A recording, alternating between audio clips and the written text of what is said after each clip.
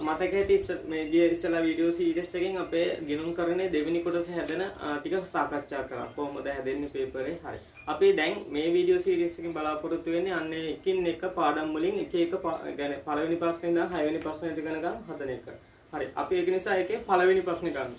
මුලින්ම ගන්නේ පළවෙනි ප්‍රශ්නේ.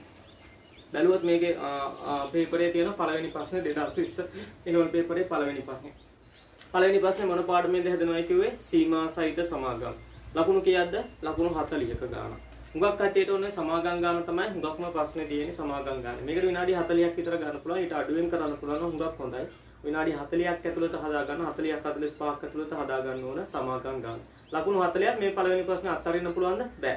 අනිවාර්යයෙන්ම කරන්න ඕන. ඒ නිසා මුලින්ම පටන් ගන්න මෙන්න මේ සීමා සහිත සමාගම් ප්‍රශ්නේ. ඊළාට මට පොඩි ඉල්ලීමක් කරන්න ඕන. පොඩි කනගාටුවක් තියෙනවා. පොඩි මොකද දැන් මගේ තියෙන පහසුකම් එක්ක මේක සමහර දේවල් පැහැදිලි නැතුව ඇති. පැහැදිලිව කියව ගන්න මේ අමාරු ඇති. හැබැයි මම හැමදේම කියනවා. ඒ නිසා ඒ ගැන මට පොඩ්ඩක් කනගාටුවක් තියෙන පොඩි මේ වුණාට මම හැමදේම පැහැදිලිව කියන නිසා ඒ අපහසුතාවයක් එනවා නම් ඒ ගැන පොඩ්ඩක් කනගාටුවක් තියෙනවා. මොකද අපි මෙතන දැන් මේ ඔන්ලයින් සීරීස් එකක් යන්නේ. එතකොට ඇත්තටම කැමරා ස්ක්‍රීන් එක ගන්නට තමයි අපි හැදෙන්නත් ඕන. දැන් අපි පන්තියක කරා නම් ওই ප්‍රශ්නේ එන්නේ නැහැ. මොකද බලන්නත් පුළුවන් කියන්නත් පුළුවන්. ඒ නිසා ඒ ගැන පොඩ්ඩක් කනගාටුවක් තියෙනවා. ඒ ගැන හිතන්න එපා. ඇත්තට මම හැමදේම කියනවා. හරි. දැන් එහෙනම් කවුරුත් ගන්න 2020 A level ප්‍රශ්නේ පළවෙනි ප්‍රශ්නේ සමාගම් ගන්න. සමාගම් ගන්න. හරි.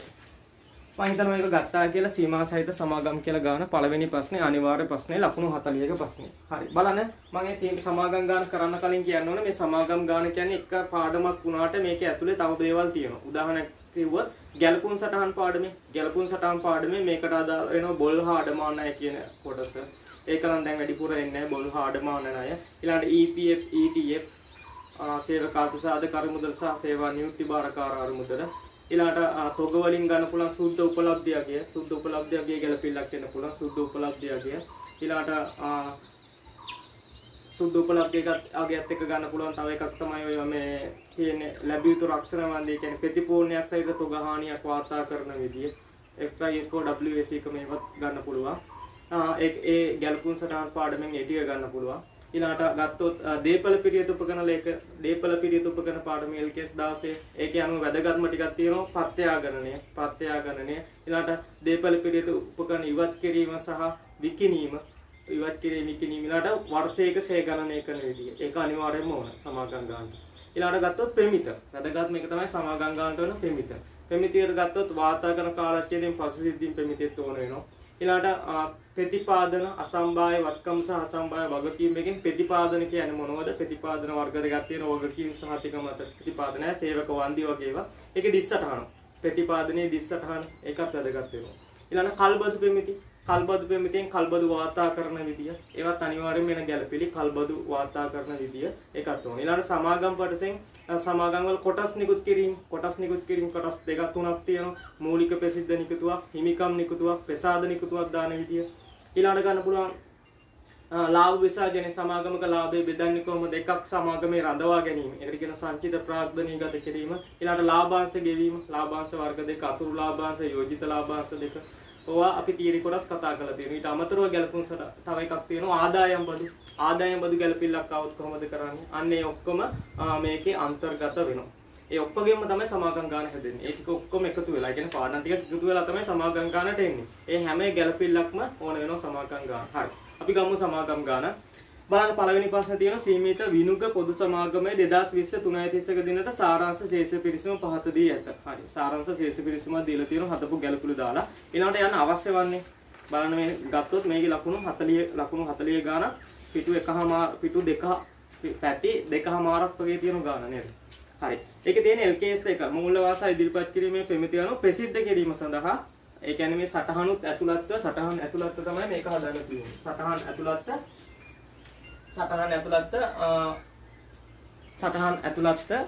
හදන්න තියෙන කොටස් තුනක්. ඒක පොඩ්ඩක් සටහන ඇතුළත්ව මෙන්න මේ කියන ඒවා හදන්න තියෙනවා. හරි. අපි මේවට ඉස්සලා ඉඩ වෙන් කර ගැනීම තමයි කරන්නේ. මම කියවනේ ඉස්සලා ඉඩ වෙන් කිරීමක් කරනකොට පුළුවන් තරම් ඉක්මනට කරන්න ඕන. පුළුවන් තරම් ඔය ඉඩවෙන් කිරීමට වැඩි වෙලාවක් ගන්න එපා. පුළුවන් තරම් ඉක්මනට මේ ඉරි අඩි රූලකින් ගහන්න ඕනේ. සාමාන්‍යයෙන් බලන්න කෙලින් ඉරක් ගහ ගන්න පුළුවන් තනි අතින්.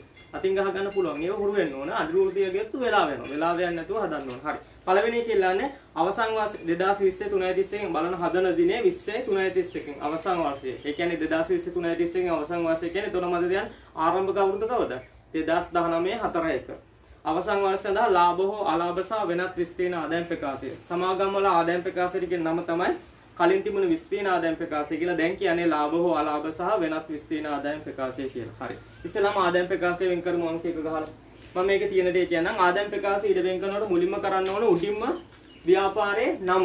මේකේ තියෙන ව්‍යාපාරයේ නම මම දාලා තියෙන්නේ සීමිත විනුග පොදු සමාගම. සීමිත විනුග පොදු සමාගම ඊළාට හදන දිනේ හදන්නේ 2020 3:31 අවසන් වර්ෂය සඳහා ඊළාට නම තීරු තුනක ලියන්න. ලාභ හෝ අලාභ වෙනත් විස්තීර්ණ ආදායම් ප්‍රකාශය කියලා සුදුරුලෙන් උඩ ලියවනම් හරි.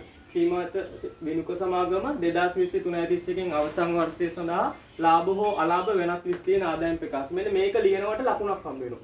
මේක ලියනකොට ලකුණක් හම්බ වෙනවා. ඒ නිසා ඉඩ වෙන් කරන ගාම ලකුණක් ගන්න පුළුවන්. මොන ඕක ලියනකොට ලකුණක් දෙනවා. උඩින්ම ව්‍යාපාරයේ නම තීරු තුනක ලියන්න. ඊළාට හදන දිනේ 20 3:31 අවසන් වර්ෂය සඳහා නම ලාභ හෝ අලාභ වෙනත් විස්තීර්ණ ආදායම් ප්‍රකාශය කියලා ලියලා ගහ ගන්න ඕන. ආදායම් ප්‍රකාශය තීරු තුනක් වෙනවා. තීරු තුනක්. ඒ කියන්නේ පළවෙනි තීරුව පොඩියට ගහන්න. තීරු හතරක් වෙනවා. දෙවෙනි තීරුව පොඩියට ගහන සටහන් කියලා තීරුව. ඊතුරු තීරු දෙකත් එක්ක තීරු හතරකට ගහ ගන්න ඕන. එතකොට මේ සටහන් කියන තීරුව. ඒ කියන්නේ මේ දෙවෙනි එක පොඩියට ගහ ගන්න. හරි. මොනවද තීරු තුනක් විදිහට ගහ ගන්නවා. මේක මම හිතන්නේ මම ඉක්මනට කියාගෙන යනවා. මේක පොඩ්ඩක් නවත්තලා ඒක කරගන්න පුළුවන් නේ. හරි. ඊළාට ඒකේ තියෙන දේවල් ටික කියන්නම්. විකුණුම් වලින් විකුණුම් පිරුවේ අඩු කරාට පස්සේ එනවා දල ලාභය. විකුණුම් වලින් විකුණුම් පිරුව අඩු කරාට පස්සේ දල ලාභය. එකතු කරා වෙනත් ආදායම්. මේකට ඉඩ තියන්න ඕනේ.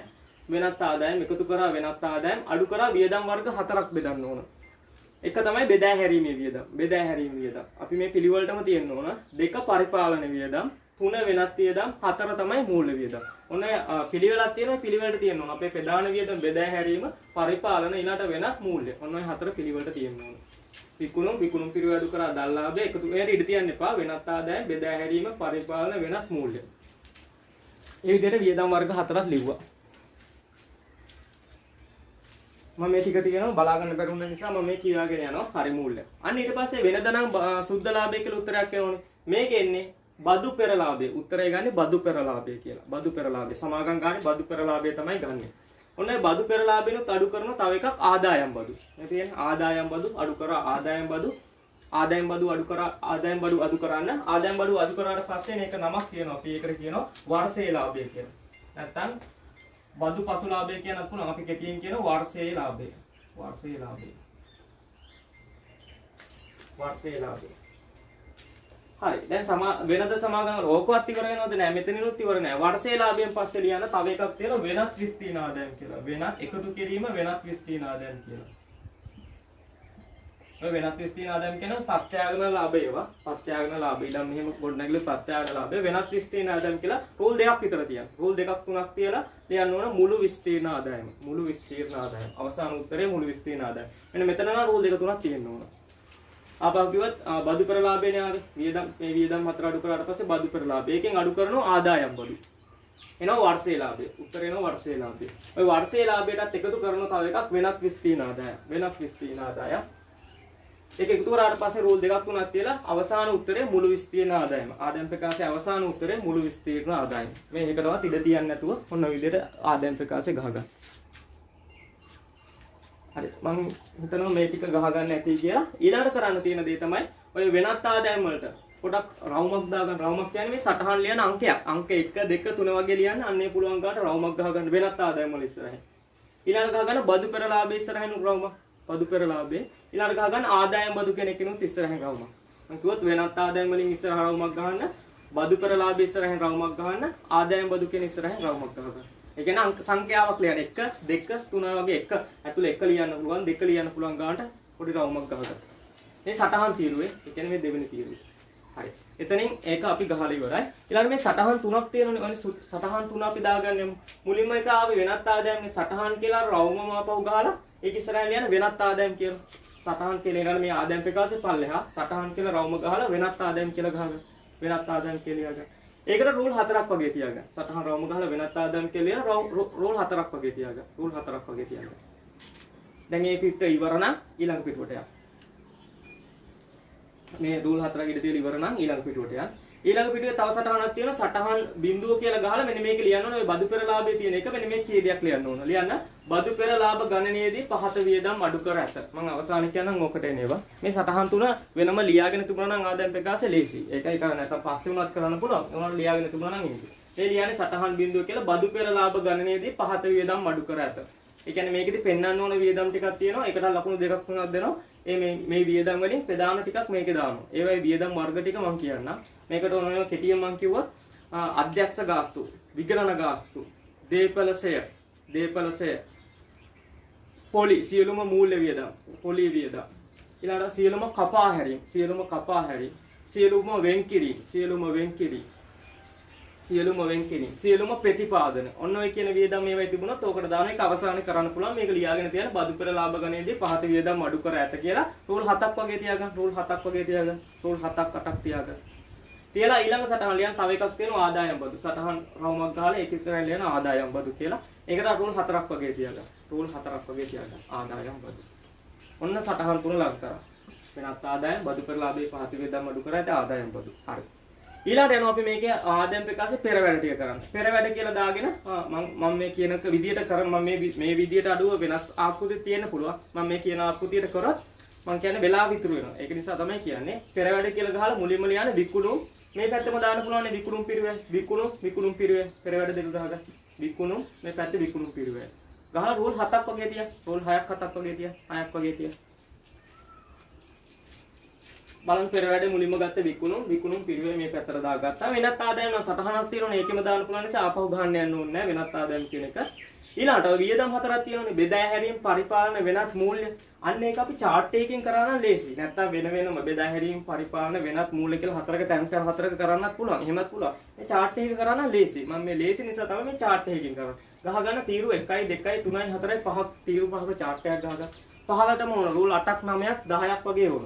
රූල් 10ක් වගේ එන්න පල්ලෙහාට ගහගන්න. ගහලා පළවෙනි තීරුව මුකුත් ලියන්න එපා. දෙවෙනි තීරුව ලියන්න අර වියදම බෙදා හැරීම. තුන්වෙනි තීරුව මේක. පරිපාලන. 4 වෙනත්. 5 මූල්‍ය. ඔන්න වියදම් 4 බෙදා හැරීම පරිපාලන වෙනත් මූල්‍ය. රූල් 8ක් 10ක් පල්ලෙහාට තියෙනවා. පළවෙනි එක මුකුත් ලියන්න එපා. බෙදා හැරීම පරිපාලන වෙනත් මූල්‍ය. අන්න ඒ ටික ලියාගන්න. හරි. ඒ ටික ලියාගත්තා නම් පේනවා අපේ ආදායම් ප්‍රකාශය ඉඩවෙන් කිරීම ඉවරයි. සටහන් තුන දාගත්තා, පෙර වැඩ දාගත්තා. ආදායම් ප්‍රකාශය පළවෙනි ප්‍රශ්නේ ඉඩවෙන් කළ ඉවරයි. ඔය ඉක්මන් කරන්න ඕන. ඔවා ගහ ගන්න ඕන. ඉක්මනට ගහ ගන්න ඕන. හරි. පළවෙනි එක ඉවරයි. හරි. ඊළඟ බලමු දෙවෙනි ප්‍රශ්නේ ඉල්ලන්නේ මොකද්ද කියලා. 2020 3 ආයතනයෙන් අවසන් වාසිය සඳහා හිමිකම් වෙනස් වීමේ ප්‍රකාශය. දැන් මේ පිටු 1 2 පිටු 2 ඉවර නම් ඊළඟ තුන්වෙනි පිටුවට යනවා. ගහ ගන්න හිමිකම් වෙනස් වීමේ ප්‍රකාශය. හිමිකම් වෙනස් වීමේ ප්‍රකාශය දෙවෙනි කියලා හිමිකම් වෙනස් වීමේ ප්‍රකාශය කියලා ලියන්න. පළවෙනි තීරුව ගහ ගන්න ටිකක් අඩුවෙන් ඊළඟට දිගටම තියාගන්න. අපි එන තීරු 4යිනේ තියෙන්නේ. සාමාන්‍ය කොටස් ප්‍රාග්ධනයේ රඳවාගත් පිපියුම් පොදු සංචිත ප්‍රත්‍යායන සංචිත. අපි එන වෙලාවට තීරු ඉතුරු 4 ගහගමු. පළවෙනි එක ගහලා ඉතුරු ටික ඉඳ තියන්න දෙවෙනි ප්‍රශ්නේ. මේක රූල් 6ක් 7ක් 8ක් වගේ පල්ලෙහාට තිබුණා නම් ඇති. රූල් 7ක් 8ක් වගේ පල්ලෙහාට තිබුණා නම් ඇති. එතකොට එතනින් දෙවෙනි ප්‍රශ්නේත් ඉවරයි. දෙවෙනි එක ඉවරයි. හරි. ඊළඟට අපි යමු තුන්වෙනි ප්‍රශ්නෙට. තුන්වෙනි ප්‍රශ්නේ ගන්න මොකද්ද? අන්න 2020 331 දිනට මූල තත්ත්ව ප්‍රකාශය. මේක තනි පිටුවකට ගන්න ඕන. දැන් මේ පිටු භාගයක් තියෙනවා නම් භාගය ගන්න එපා. ඊළඟ පිටුවට යන්න. ඒ කියන්නේ 4 වෙනි පිටුවට යන්න. තුන්වෙනි ප්‍රශ්නේ කියලා ලියලා ඉස්සලා මූල තත්ත්ව ප්‍රකාශය ගහ ගන්න ඕන. තීරු 1 2 3 4කට. ඒ කියන්නේ මේ දෙවෙනි තීරුව සටහන් කියලා තීරුව. ඒක පොඩි වෙන්න. පොඩියට ගහන්න. අනිත් තීරු සංඛ්‍යා ලියනත් එක්ක තීරු 4කට ගහ ගන්නවා. ගහගෙන ඉවර වෙලා තුන්වෙනි ප්‍රශ්නේත් අර වගේම උඩින් ලියන්න ඕන සීමිත විනුක පොදු සමාගම. සමාගමේ නම උඩම සුදු රුලෙන් උඩ ගන්න. උඩම ලියන සීමිත විනුක පොදු සමාගම කියලා. ඊළඟ හදන දිනේ බලන්න 2020 331 දිනට අර අවසන් වර්ෂයේ මේක දිනට 2020 331 දිනට මූල තත්ත්ව ප්‍රකාශය. මෙන්න මේක ලියනකොට ලකුණක් හම්බ වෙනවා. දැන් මේ ඉඩවෙන් කරනකොටම ලකුණු දෙකක් අරන් ඉවරයි. ආදායම් ප්‍රකාශය උඩින් 9යි හදන දිනේ ආදායම් ප්‍රකාශය ලියන ලකුණයි මේ මූල තත්ත්ව ප්‍රකාශය උඩින් මේ තුන අර හිමිකම් වෙනසෙන් ප්‍රකාශය ලියන්න ඕනේ නැහැ. මේකට තමයි ලකුණු වෙන්නේ. තුන්වෙනි ප්‍රශ්නේ උඩ ලියන සීමිත විනුක පොදු සමාගම 20යි 331 දිනට මූල තත්ත්ව ප්‍රකාශය. ඒක ලකුණයි. උඩම ව්‍යාපාරේ නම හදන දිනේ ඊළඟට මූල තත්ත්ව ප්‍රකාශය කියලා. හරි. දැන් එහෙනම් මේකේ අපි දාගමු ඉස්සෙල්ලාම ලියන උඩම තියෙන ජංගම නොවන වත්කම්. මතකනේ වත්කම් වර්ග දෙකක් තියෙනවා ජංගම නොවන. උඩම එන්නේ ජංගම නොවන වත්කම්. ජංගම නොවන වත්කම් කියලා ලියලා රූල් 3ක් වගේ තියාගන්න. රූල් 3ක් වගේ තියාගන්න. ඊළඟට ලියන්නේ ජංගම වත්කම්. ජංගම වත්කම් වල රූල් 7ක් වගේ තියාගන්න. රූල් 7ක් වගේ 7ක් 8ක් වගේ තියාගන්න ජංගම වත්කම් වලට. ඊළඟට එනවා මුළු වත්කම්. මේක තමයි උත්තරේ. මුළු වත්කම් තමයි උත්තරේ. ඊළඟට ලියන්න හිමිකම. ඊට පල්ලෙහා ලියන්න හිමිකම. හිමිකමට රූල් 4ක් වගේ තියාගන්න. හිමිකමට රූල් 4ක් වගේ තියාගන්න. ඊළඟට ජංගම නොවන වගකීම් 4ක් වගේ තියාගෙන ජංගම නොවන වගකීම් වලට රූල් 2ක් වගේ තිබුණා නම් ඇති. රූල් 2ක් 3ක් කියලා. ඊළඟට ඊටු ටික පල්ලෙහාට ජංගම වගකීම් කියලා ඉඳ තියන්න. ජංගම වගකීම් කියලා ඉඳ තියන්න. හරි. ජංගම වගකීම් කියලා ඊටු ටික ඉඳ තියන්න. එතනින් එහාට මුකුත් කරන්න යන්න එපා. ඔය ගාන ඇති. හරි අපි ඒක එන විදිහට කරමු. ඔන්න එතකොට ප්‍රශ්න තුනට ඉඩ වෙන් කරලා ඉවරයි. ඕක හැකි ඉක්මනින් කරගන්න ඕන. මම ඔය දැන් මේවා පොඩ්ඩක් ඉඳලා කියන්නේ පොඩ්ඩක් දැන් මම කියපු ටික ඉඳලා එඩිට් කරන ගමන් මම මේ ඉක්මනට කියාගෙන කියට දන්නවනේ වීඩියෝ එකකින් එක ඉතින් පුළුවන් නේ ඉඳලා බලලා ඊට පස්සේ ආපහු ප්ලේ කරලා ප්ලේ එක ආපහු පියුස් කරලා එහෙම බලන්න පුළුවන් නිසා මම කියාගෙන ගියේ. ඔන්න ප්‍රශ්න තුන ඉඩ වෙන් කරලා ඉවරයි. පළවෙනි එක ආදායම් ප්‍රකාශය, දෙවෙනි එක හිමිකම් වෙනස් වීම ප්‍රකාශය, තුන්වෙනි එක මූල තත්ත්ව ප්‍රකාශය. හරි. දැන් අපි ඉඩ වෙන් කරලා ඉවරයි. අර දීපල අර එහා එක ගහන්න යන්න එපා. මේ තුනට ගහනකම් ගහගත්තා නම් ඇති. හරි. මම හිතනවා මේ ටික ඉවරයි කියලා. දැන් යන්න අපේ ශේෂ පිරිසමනේ මුලින් තියෙන්නේ. ඒක තියලා අතිරේක තොරතුරු වලට. මුලින්ම කරන්නේ අපි අතිරේක තොරතුරු. අතිරේක මේක ගානේ පිළිවෙලක් තියෙනවා. පළවෙනියටම කරන්නේ ගාන ආරම්භයේ කියුවා, අවශ්‍යතාවයේ කියව ගත්තා, ඉඩ වෙන් කරා. ඔන්න ඒක කරා. ඊළඟට කරන්නේ අතිරේක තොරතුරු. අතිරේක තොරතුරු කරනවා. අතිරේක තොරතුරු කරලා ඉවර වෙලා තමයි ශේෂ පිරිසමේ තියෙන දේවල් ටික ගන්න. මේව ඉඩ වෙන් කරන් තමයි කරන්න ඕනේ. එකින් එක කරන්න බෑ. ආදායම් ප්‍රකාශය විතරක් කළා. එතකොට එහෙම කරන්නත් බෑ මේ සමාකම් ගන්න. ඒ නිසා මේ තුනටම ඉඩ වෙන් කර ගන්න ඕනේ. හරි. මේව හැකි ඉක්මනින් කරන්න ඕනේ. හැකි ඉක්මනින් කරන්න ඕනේ. ඒක තමයි වැදගත්ම දේ. හරි.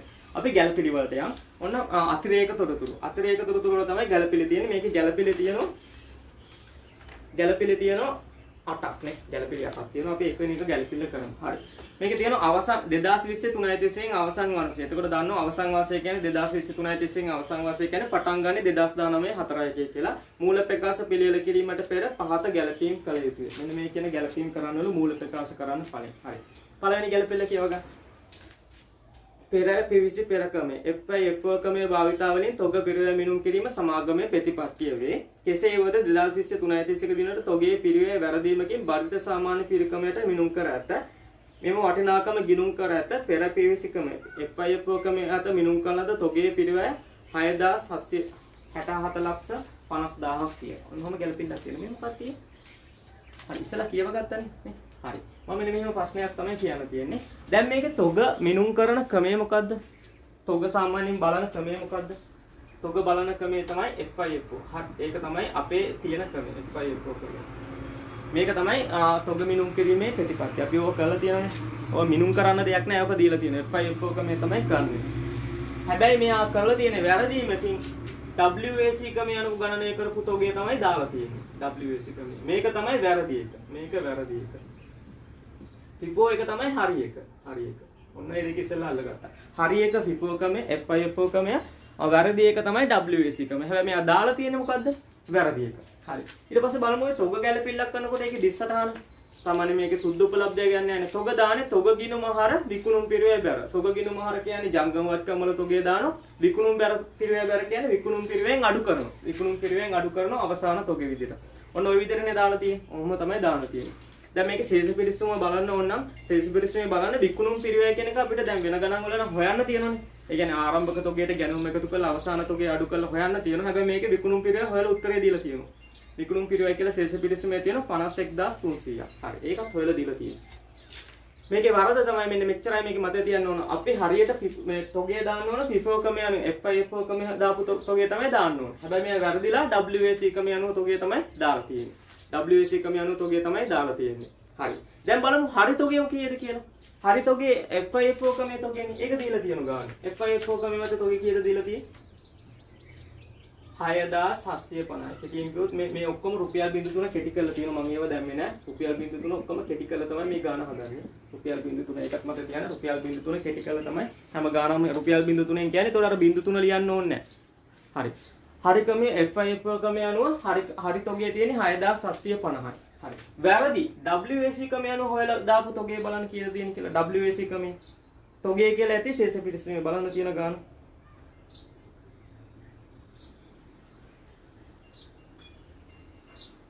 2020 3.31 තොගය කියලා ශේෂ පිරිසීමේ තියෙන ගාණක් 2020 3.31 දින තොගය කියලා WAC ක්‍රමයේ ඒ කියන්නේ වැරදි එකනේ දාලා තියෙන. ඒක තමයි අවසාන තොගය විදියට ශේෂ පිරිසීමේ තියෙන්නේ. බලන්න ශේෂ පිරිසීමේ තියෙනවා 2020 3.31 දිනට තොගය කියලා 6488. ඕක තමයි වැරදියට හරියට ඕක තමයි දාලා තියෙන්නේ. ඔය 6488 තමයි තොග ගිණුම හර කරලා විකුණුම් පිරිවේ බැර කරලා තියෙන්නේ. හරි. එහෙනම් අපි කරන්න ඕනේ වැරදි එක දාන එකද හරි එක දාන එකද? අපි කරන්න ඕන හරි එක දාන එක. ඒ කියන්නේ FIFO ක්‍රමයක තමයි හරි එක. ඒක තමයි ප්‍රතිපත්තිය. වැරදිලා තමයි මේක දාලා තියෙන්නේ. හරි එක දාමු. FIFO ක්‍රමයක ගාන දාමු. හරි. 6750 නේ දාන්න ඕන. 6750. තොග දාන ගැළපිලා මතකයිනේ. තොග ගිණුම හර කරා. තොග කියන්නේ ජංගම වත්කමක්. ජංගම වත්කම වල ලියමු තොගය කියලා. හරි එක දාන්න ඕන. FIFO ක්‍රමේ 6750. 6750. ඔක තමයි හරි එක. 6750. කොහොමත් වැරදි එක ගන්න නැතුව අපිට හරි එක ගන්න පුළුවන් උතන නම් තොගය කියන එක 6750 කියලා දාන ජංගම වත්කම. ඊළඟට මේකේ අනිත් සටහන තමයි විකුණුම් පිරිවේ බැර වෙනවා. දැන් මේකේ විකුණුම් පිරිවේ හොයලා තියෙන්නේ. විකුණුම් පිරිවේ හොයලා උත්තරේ දීලා තියෙන්නේ. විකුණුම් පිරිවේ බැර වෙනවා. විකුණුම් පිරිවේ බැර වෙනවා කියන්නේ මේක විකුණුම් පිරිවෙන් අඩු වෙන්න ඕන. 6750. හැබැයි අඩු කරලා තියෙන විකුණුම් පිරිවේක ගණනය කරලා තියෙන්නේ. අඩු කරලා තියෙන WAC ක්‍රමයකින් අඩු කරලා තියෙනවා. හරි. ඔක කොහොමද දැන් ඒකට දාන්නේ? හරි. අපි හරි එක ඉස්සෙල්ලා විකුණුම් පිරිවේට දාගමු. විකුණුම් පිරිවෙන් අඩු වෙන්න ඕන තොගය කියලා 6750යි. එහෙනම් විකුණුම් පිරිවේ කියන එකේ පෙර වැඩේ තියෙන විකුණුම් පිරිවේ කියලා ඒකේ දාගමු හරි එක. 2020 3.31 තොගය කියලා 6750ක් තමයි අඩු වෙන්න ඕන. ඒක තමයි බැර වෙන්න ඕන. හරි ඒක තමයි මේ තොග ගිණුම ආහාර කරා විකුණුම් පිරිවේ බැර කරා. ඕක තමයි හරි එක. හැබැයි විකුණුම් පිරිවේ හොයලා උත්තරේනේ දීලා තියෙන්නේ. වැරදි එකත් ඕක ඇතුලේ තියෙනවා. විකුණුම් පිරිවේ හොයනකොට වැරදි එක අරන් තියෙනවා. ඒ කියන්නේ WAC ක්‍රමය අනුව ගත්ත 6488 අඩු කරලා තියෙන්නේ. අන්න ඒක වැරදිනේ. වැරද්දක් හදන්න ඒකේ අනිත් පැත්ත කරන්න. අඩු කරලානේ තියෙන්නේ. දැන් 6488 විකුණුම් පිරිවෙන් අඩු කරලා තියෙන්නේ. වැරද්ද හදන්න මොකක්ද කරන්නේ? අඩු කරපු එකක් අයින් කරන්න මොකද කරන්නේ? ආපහු එකතු කරන්න. ආපහු එකතු කරන්න WAC ක්‍රමය අනුව තොගය කියලා 6488ක් එකතු කරනවා. ඒ එකතු කරේ මොකද? අඩු කරන එකේ වරහන් කරන එකතු කරනවා කියන එක දාලා තියෙනවා. එකතු කරේ මොකද? වැරද්ද අයින් කරන්න. වැරද්ද අයින් කරන්න 6488 එකතු කරනවා. ඔන්න ඔච්චරයි ගැලපෙල්ල කරන්න තියෙන්නේ. හරි මම කිව්වා තාපව FIFO ක්‍රමය තමයි හරි තොගය දාන්න තියෙන්නේ. ඒක තමයි FIFO ක්‍රමය අනුව තමයි හරියට කරන්නේ. ඒක දාන දිස්සටහන තමයි තොග හර ජංගම වත්කම් විදිහට දැම්මා විකුණුම් පිරිවේ බැර. විකුණුම් පිරිවේ හොයලා තියෙන්නේ. විකුණුම් පිරිවේ බැර කරන්නේ අවසාන තොගය විදිහට 6850ක් අඩු වෙනවා. තොගය කියන එකදී හරිනේ අපි හරි එක ගත්තා. විකුණුම් පිරිවේ හදලා තියෙනවා. උත්තරේ දීලා තියෙනවා. ශේෂ පිරිසීමේ විකුණුම් පිරිවේ කියලා උත්තරේ දීලා තියෙනවා. ඒ කියන්නේ විකුණුම් පිරිවේ හදනකොට අනිවාර්යෙන් අරන් තියෙන්නේ WAC ක්‍රමයේ තොගය. ඒ කියන්නේ 6488. ඒක ගන්න බෑනේ. ඒක වැරදි එකනේ. දැන් හරි එක අපි දාලා තියෙන්නේ. වැරදි එක ඒ කියන්නේ වැරදි එක වුණත් අඩු කරලා තියෙන්නේ. අඩු කරපු එකක් අයින් කරන්න ඒක ආපහු එකතු කරනවා WAC ක්‍රමයේ තොගය කියලා 6488ක් එකතු කරා. ඔන්න වැරද්ද හැදුවා. ඔන්න උතනින් ඔය ගැලපෙන්න හරි. මම හිතනවා ඒක තේරෙන්නේ නැති කියලා. හරි. ඒ කියන්නේ අපි පළවෙනි එක කරා. හරි. දෙවෙනි එක බලන්න. වර්ෂය සඳහා පරිපාලන වියදම් පහත අයිතම වලින් සමන්විත වේ. බලන්න පරිපාලන වියදම් වල සමන්විත අධ්‍යක්ෂකරු වේතන තියෙනවා, වැටුප් තියෙනවා, සේව වියදම තියෙනවා, විගණන ගාස්තු තියෙනවා, වෙනත් පරිපාලන වියදම් තියෙනවා. මේක මොකක්ද වැරදක් නැහැ. ඔය ඔක්කොම පරිපාලන වියදම් වලට යන්නේවා. වැරද්ද තියෙනම් බලන්න. ඔය ඔක්කොම පරිපාලන වියදම් වලට යන්නේවා. හරි. එහෙනම් ඔය ඔක්කොම හරි. ඇයි එහෙනම් මේ දෙවෙනි ගැලපිල්ලක් දීලා තියෙන්නේ? ඕක අර මං කියවා බදුපර ලාභ ගණනේදී පහත වේදම් අඩු කර ඇත. ඒ පෙමිතියට එන වියදම් ටික ඕකේ ඇති. ඒක අපි අවසානට මම පෙන්නන්න.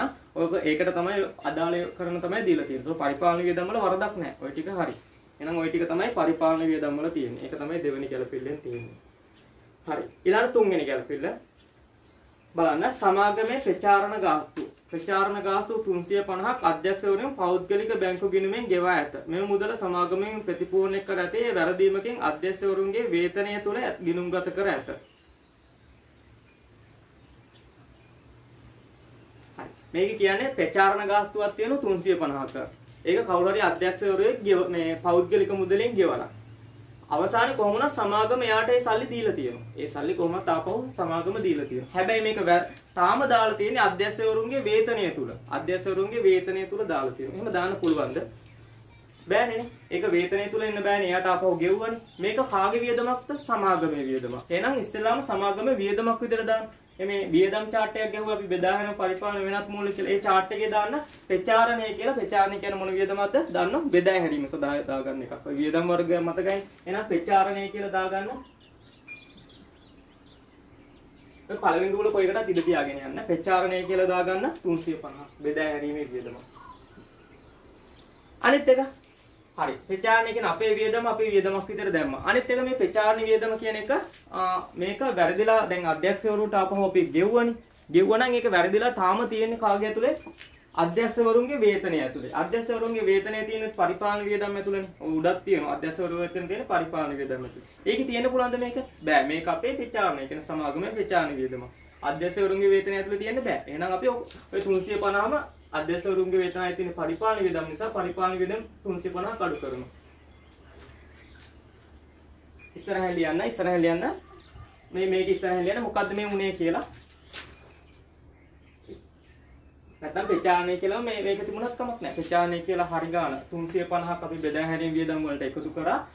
පරිපාලන වියදම් වලින් අඩු කරා. මේක එක දිගට කරන් අපෝ ලියන්න ඕනෙත් නැහැ. 350 හරි එක බෙදා හැරීම වියදම ඔක අධ්‍යක්ෂ වේතනයේ තියෙන ඒක අයින් කරන්න 350 ඒක අදාළ අධ්‍යක්ෂ වේතනයේ අදාළ පරිපාලන වියදම් එකෙන් අයින් කරන්න ඕන. අයින් කරන්න නම් මොකද කරන්නේ? අඩු කරන එක. අයින් කරන්න අපි මොකද කරන්නේ? අඩු කරන එක.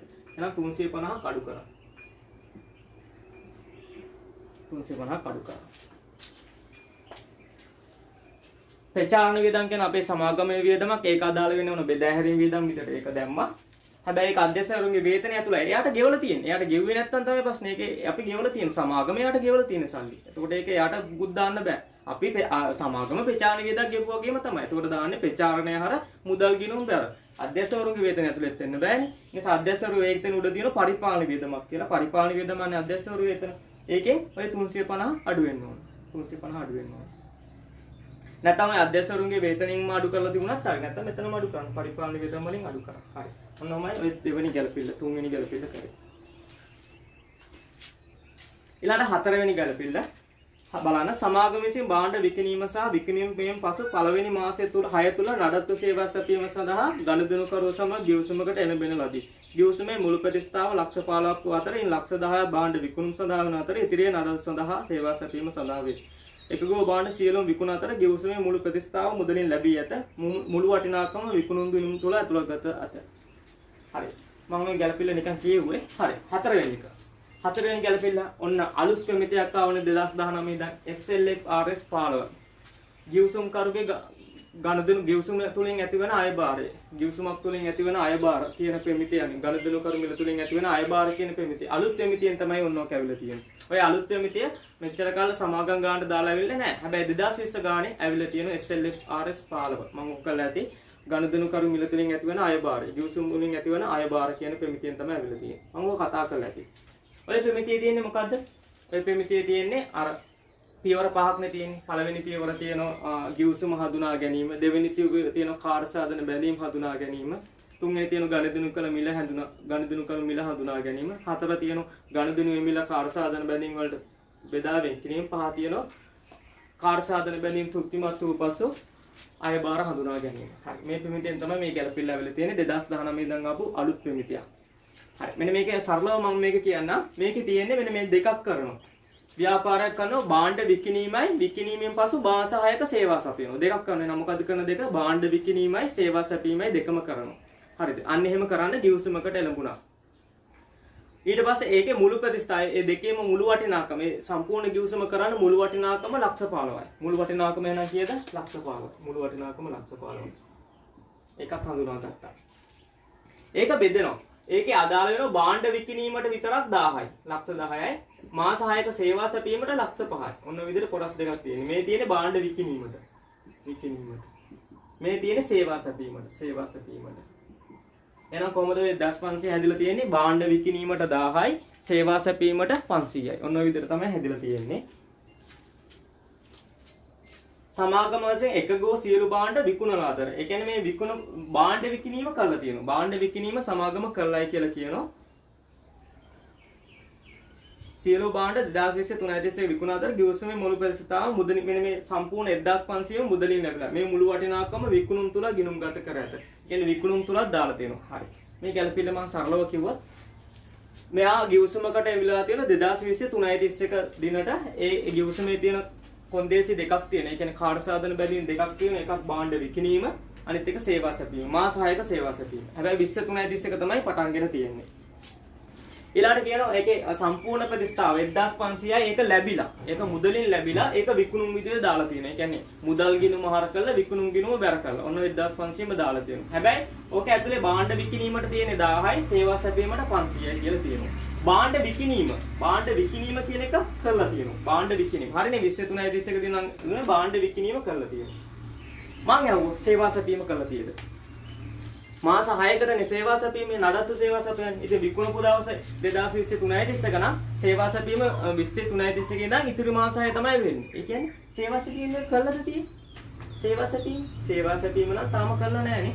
අල්ල ගන්න පුළුවන් 2023 නම් ඔය ගිවිසුමට එළඹුණේ 2023 දිනම භාණ්ඩ විකිණීම නම් කරලා තියෙනවා. සේවා සැපීම පටන් ගන්නේ නම් 23 ඉඳන්. ඒ කියන්නේ 24 වෙනි මාසේ 5 6 7 8 9 10. ඔන්න ඔය ටිකේ තමයි සේවා සැපීම වෙන්නේ. හැබැයි අපි හදන්නේ අවසාන දවසේ තියෙන 2023 දිනට. අන්න එදාට මේ සේවා සැපීම ඉටු වෙලා නැහැ. භාණ්ඩ විකිණීම නම් ඉටු වෙලා කියනවා. හරි. මම ඔය ප්‍රමිති කියලා ඇති ගණදෙනුකරු අයබාර තුනෙන් ඇතිවන ප්‍රමිතිය කියලා තියෙන ඇති ගිවිසුම් තුනෙන් ඇතිවන අයබාර ප්‍රමිති කියලා ඇති අවසාන පියවර. කාර්ය සාධන බැඳීම් තෘප්තිමත් වූ පසු පමණක් අයබාර හඳුනා ගැනීම. ඒ කියන්නේ කාර්ය සාධන බැඳීම් ඉටු වුණොත් පමණයි ආදායම හඳුනා ගැනීම. පළවෙනි එක බලන්න භාණ්ඩ විකිණීම. අන්නේ කාර්ය සාධන බැඳීම තෘප්තිමත් වෙලා භාණ්ඩ විකිණීම වෙලා. හරි. ඒක ආදායමක් විදිහට හඳුනා ගන්න පුළුවන්. ඊළඟ සේවා සැපීම මාස 6ක සේවා සැපීම තාම පටන් අරගෙනවත් නැහැ. අන්න ඒක තෘප්තිමත් වෙලාද? ඒක තෘප්තිමත් වෙලා නැහැ. එහෙනම් ඒක ආදායමක් විදිහට හඳුනා ගන්න පුළුවන්ද? බෑ. අන්න ඕක ආදායමක් විදිහට හඳුනා ගන්න බෑ. එහෙනම් විකුණුම් කියලා දාන්න පුළුවන් 1000 විතරයි. 1000 විතරයි. ඉතුරු 500 දාන්න බෑ. ඉතුරු 500 දාන්න බෑ. එහෙනම් මේක කියලා තියෙන විකුණුම් විදිහට 1500ම දාලා තියෙනවා. එහෙනම් විකුණුම් විදිහට දාන්න පුළුවන් 1000යි. මේ 500 දාන්න බෑ. එහෙනම් විකුණුම් කියලා පෙර වැඩක් තියෙනවනේ. විකුණුම් කියලා පෙර වැඩේ අඩු කරන්න සේවා සැපීම කියන එක වෙලා නැහැනේ. ඕකට කියන නොපයෝ සේවා ආදායම් කියලා 500ක් අඩු කරන්න. ඒක ඉස්සරහ ලියන්න. නොපයෝ සේවා ආදායම් කියලා. තාම උපයලා නැහැ. හේතුව 1500ක් දැම්මට 1000යි දාන්න පුළුවන්. ඉතුරු 500 තාම ඉටු වෙලා නැහැ. තෘප්තිමත් වෙලා නැහැ. එහෙනම් 1000යි හඳුනා ගන්න පුළුවන් 1500ක් දාලානේ. ඒකෙන් 1000යි හඳුනා ගන්න පුළුවන්. ඉතුරු 500 දාන්න බෑ. එහෙනම් නොපයෝ සේවා ආදායම් කියලා විකුණුම් වලින් ඉස්සලාම් 500ක් අඩු කරා. ඊළාට මෙන්න මේ නොපෙව් සේවා ආදායම් කියන්නේ මොකද්ද? තාම සේවා සපයලා නැහැ. ඒක අපිට වගකීමක්. ඒක ඉටු කරන්න ඕන. ඒක වගකීමක්. අන්න ඒ 500 දානෝ අපේ ජංගම වගකීමක් විදියට. ඒකට කියන නම තමයි අත්තිකාරම් කියලා කියන්නත් පුළුවන්. නැත්නම් ඕකට කියනවා අපේ ප්‍රමිතියම කියන නමක් තියෙනවා. නොපෙව් සේවා ආදායම්. නොපෙව් තාම උපයලා නැහැ. නොපෙව් සේවා ආදායම්. ආදායම් කියලා පළවෙනි තීරුවේ ජංගම වගකීමක් විදිහට දාන 500යි. ඔන්න ඔය 500 එන්න ඕනේ ජංගම වගකීමක් විදිහට. විකුණුම් වල එන්න බෑ. ඒක නිසා විකුණුම් වලින් අඩු කරා ඒක ජංගම වගකීමක් ආව නොපෙව් සේවා ආදායම් කියලා. හදිසියෙන්වත් ඔය සේවා සැපීමත් ඉටු වෙලා තියෙනම් පමණක් 1500ම විකුණුම් විදිහට දාන්න පුළුවන්. හැබැයි 1500න් විකිණීම විතරයිනේ වෙලා තියෙන නිසා 1000යි පුළුවන්. ඉතුරු 500 වගකීමක් නොපෙව් සේවා ආදායම් කියලා 500 දාන්න පුළුවන්. මොකද මාස 6 සේවා සැපීම තාම ඉටු වෙලා නැහැ. එහෙනම් අපි ඒක විකුණුම් වලින් 500ක් අඩු කරා නොපෙව් සේවා ආදායම් කියලා ජංගම වගකීම් වලට දැම්ම නොපෙව් සේවා ආදායම් කියලා. නැත්නම් උකට අත්තිකාරම් කියලා කියනත් පුළුවන්. නැත්නම්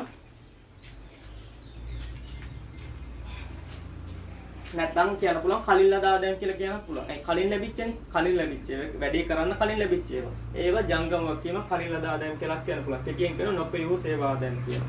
ඔන්න ඔක තමයි SLFRS 15 කියන ප්‍රමිතියෙන් තමයි ඔක ඇවිල්ලා තියෙන්නේ. ඔක අලුත්ම ගැලපෙල්ලක් අනිවාර්යයෙන්ම 21 22 හැම පේපරේම තියෙනවා. මේ ගැලපෙල්ල 2020 ගාන තමයි මුලින්ම ආවේ.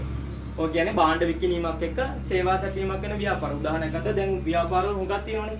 දැන් හිතන්න ඔන්ලයින් කමෙන්ට් භාණ්ඩ විකුණනනේ. ඒ කට්ටිය භාණ්ඩ විකුණන එක විතරක් නෙමෙයි. ගෙදරට ගෙනලා ඩිලිවර් කරනවා. ඒක සේවා සැපීම. මේ දෙකම තියෙනවා. අන්න ඒ ව්‍යාපාර වල තමයි. ඒතකොට භාණ්ඩ විකිණීම වෙලා විතරමද ඒ සේවා සැපීමත් උදි වුණොත් තමයි ආදායමක් විතර හඳුනාගන්නේ. භාණ්ඩ විකිණීම විතරක් වෙලා නම් ඒක විතරයි ආදායම හඳුනාගන්නේ. සේවා සැපීම තාම වෙලා නැත්තම් ඒක අපේ වගකීමක් විදිහට දාමු. ජංගම වගකීමක් විදිහට. නොපෙව් සේවා ආදායම් කියන. ඔන්න ඕකයි ඔක තියෙන ලොකුම ඔකේ තියෙන සාරාංශය. හරි. මම හිතනවා ඒ ගැන පිළ තේරෙන්නේ නැති කියලා. හරි. අපි ඊළඟට ගමු පස්වෙනි එක පහත සඳහන් තොරතුරු දීපල පිළියෙත උපකරණ හා බැඳේ. අන්න දීපල පිළියෙත උපකරණ සම්බන්ධයෙන් දීලා තියෙන්නේ. ඉඩම් ගොඩනැගිලි මෝටර රථ කියලා තියෙනවා. බලන්න ඕක කියවලා 2019 4 ආරම්භක ශේෂ තියෙනවා. පෙවාතන වාසිය තුල මිලදී ගැනීම තියෙනවා. අන්න මේ අවුරුද්දේ ෂෙයාර් කරලා තියෙනවා. පෙවාතන වාසිය සඳහා ෂෙයාර්. එනවා අපිට ෂෙයාර් කරන්න දෙයක්වත් නැහැ. ෂෙයාර් කරලා තියෙනවා. අවසාන සමුච්චිත ෂෙයාර් දීලා තියෙනවා. අවසාන ධාරණගයක් දීලා තියෙනවා. හරි. ඔන්න ඔය දීපල පිළියෙත උපකරණ ආපු ගාම අපි ගහ ගන්න ඕන එකක් තියෙනවා. මොකද්ද? දීපල පිළියෙත උපකරණ ලේඛනය. හරි. මම කියන ඉස්සෙල්ලාම කරන දේ ඉස්සෙල්ලාම ජංගම නොවන වත්කම් වල ඇතුළේ ලියන දීපල පිළියෙත උපකරණ කියන. දීපල පිළියෙත උපකරණ කියලා ලියලා සටහන් තුල රවුමක් ගන්න. සටහන් තුල රවුමක් ගන්න. සටහන් තුල රවුමක් ගන්න. දීපල පිළියෙත උපකරණ කියලා සටහන් තුල රවුමක් ගන්න. හරි. සටහන් තුල රවුමක් ගහලා එහා පැත්තට යන්න. ඒ කියන්නේ තුන්වෙනි ප්‍රශ්නේ කර පිටුවක් තියෙනවනේ ඊළඟ පිටුව. ඊළඟ පිටුවට යන්න. ඊළඟ පිටුවට ගිහින් උඩින්ම ලියන්න සටහන් ආපහු ලියන්න මේ සටහන් බිඳුව කියලා. සටහන් බිඳුව දීපල පිළියෙත උපකරණ.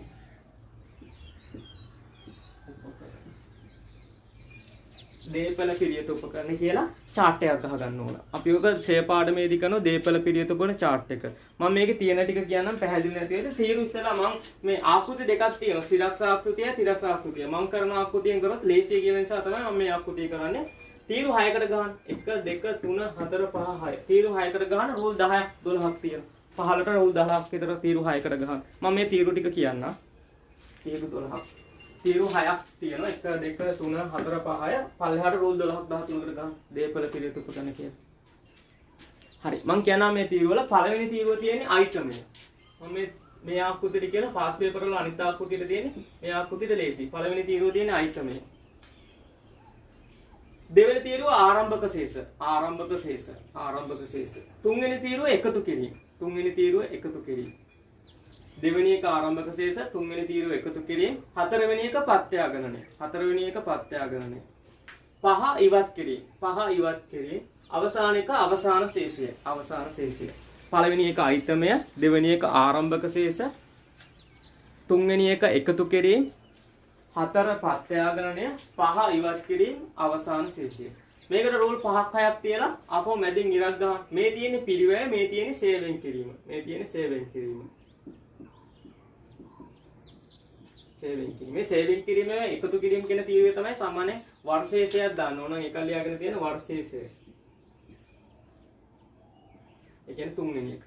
මම ආපහු කිව්වොත් අයිතමය, ආරම්භක ශේෂ, එකතු කිරීම, ප්‍රත්‍යාගණන, ඉවත් කිරීම, අවසාන ශේෂය. රූල් 5ක් විතර තියලා ආපහු මැදින් බෙදාන්න දෙකට මේ තියෙන සේවින් කිරීම ඒකේ තුන්වෙනි තීරුවේ මත කියන වර්ෂේෂය තමයි දාන්නේ. එකතු කිරීම කියන්නේ වර්ෂේෂයම තමයි. වර්ෂේෂය තමයි දාන්නේ. ඔන්න ඔය ලේඛනයේ ඉස්සෙල්ලාම ගහන් ඉන්න ඕන. මේ ගාන කරන්න නම් ඔය ලේඛනේ ගහන් ඉන්න ඕන. හරි. දැන් මොන ගානට එමු. ඔන්න ඔය ලේඛනේ ගහන්න ඕක පෙරවැඩ යටතේ දීපල පිළිවෙත පොන වෙනම ඔය ලේඛනේ ගහන්න ඕන. ගාන බලන්න. ගාන ඉස්සෙල්ලාම මේකෙන් අල්ලගන්න පුළුවන් එකක් තියෙනවා. ඉඩම් ගොඩනැගිලි මෝටර රථ කාර්යාල උපකරණ ආරම්භක ශේෂ තියෙනවා. අයිත මේකේ ලියාගෙන යන්නේ ඉස්සෙල්ලාම ඉඩම්. ආරම්භක ශේෂය දීලා තියෙනවා 19 4 කියන ආරම්භක ශේෂය පළවෙනි දෙවෙනි තීරුව දාන 22500යි. ඊළඟට තියෙන ගොඩනැගිලි. ඒකේ ආරම්භක ශේෂය දාන 9500යි. ඊළඟට කාර්යාල උපකරණ.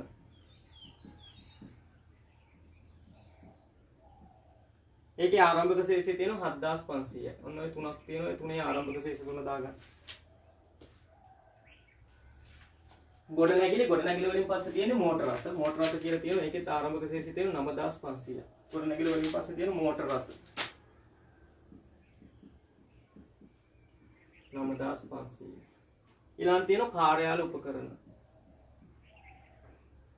ඒකේ තියෙනවා 7500යි. ඔන්න ආරම්භක ශේෂ කියලා තියෙන 10 පළවෙනි දෙවෙනි තීරුවේ තියෙන 19 4 1 ශේෂ කියලා. අන්නේ ආරම්භක ශේෂ දැම්මා.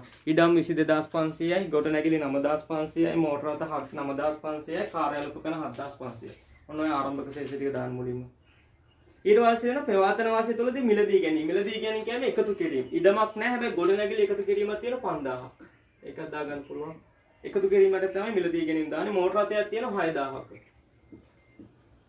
මෝටර රථ තියෙන 6000ක්. මේ දෙක මිලදී ගැනීම නැහැ. ඔච්චරයි ඒක දාගන්න තියෙන්නේ. මිලදී ගැනීමුත් එකතු කිරීමට දාන 5000යි 6000යි මිලදී ගැනීම තියෙනවා. පෙරවර්තන වාසය සඳහා සේ පොඩ්ඩක් ඕක ගන්න එපා වර්ෂයේ ගන්න එපා. ඊළඟ සමුච්චිත සේ කියන්නේ සේවයෙන් කිරීම. හැබැයි මේ සේවයෙන් කිරීම වල දීලා තියෙන්නේ අවසාන ශේෂය. අවසාන ශේෂය. ඒකත් පොඩ්ඩක් තියාගන්න. ඒකත් පොඩ්ඩක් තියාගන්න. ඉස්සෙල්ලා පිරිවේ විතරක් දාන්න. අපි ආරම්භක ශේෂය එකතු කිරීමේ දාගත්තා. හරි. ඔතනින් පොඩ්ඩක් නවත්තා. හරි. පල්ලෙහා තියෙන ගනුදෙනු ටිකත් අපි බලාගෙන ඇවිල්ලා මේ සේ කියන පැත්ත හදමු. හරි බලන්න ව්‍යාපාර ඉඩම ප්‍රථම වරට 2016 3 දින ඒ කියන්නේ කලින් පත්‍යාගණනයක් කරලා තියෙනවා. මෙම පත්‍යාගණනය ඇතිව අතිරික්ත ඉඩම් පත්‍යාගන සංචිත තුලින් නිරූපණය වේ. මෙම ඉඩම 2020 3 දිනට දෙවන වරට රුපියල් ලක්ෂ 18 පත්‍යාගණනය කර ඇත. කෙසේවද මේ මෙතෙක් ගිණුම්ගත කර නොමැත. ඒ කියන්නේ මේකේ පත්‍යාගණනයක් කලින් වෙලා තියෙනවා. ප්‍රථම වරට වෙලා තියෙනවා. ඒකේ ලාභයක් ඇවිල්ලා කියලා තියෙනවා. ඒ ලාභය ශේෂ පිරිසීමේ තියෙනලු. ඉස්සලා බලන්න ශේෂ පිරිසීමේ පත්‍යාගණන සංචිත කියලා තියෙන ලාභය බලන්න ශේෂ පිරිසීමේ තියෙන 2019 4 දින ඉඩම් පත්‍යාගන සංචිත කියලා 3500ක්. ඒ කියන්නේ පෙර පත්‍යාගනේ ලාභයක් තියෙන 3500ක. මම මොනවද ලියාගත්ත 19යි 4 ඒ කියන්නේ මේ පෙර පත්‍යාගන ලාභයක් තියෙන. පෙර එකක් ලාභයක් තියෙන 3500ක. පෙර එකක් තියෙනවා. එකක් පොඩ්ඩක් ලියාගත්තා. හරි. ඊළඟට අපේ එක පත්‍යාගණනය කළා තියෙන්නේ. අපේ ඉඩම දෙවන වරට පත්‍යාගණනය කළා තියෙන්නේ 18000ට. හරි ඒක ලියාගමු. මේක පත්‍යාගණන අගය. පත්‍යාගණන කියන්නේ මම දැන් කියවනේ වර්තමාන වෙළඳපොළ අගය. ඒ කියන්නේ ඉඩමක් කියන එක මිලදී ගත්ත අගය තමයි පිරිවැය කියන්නේ.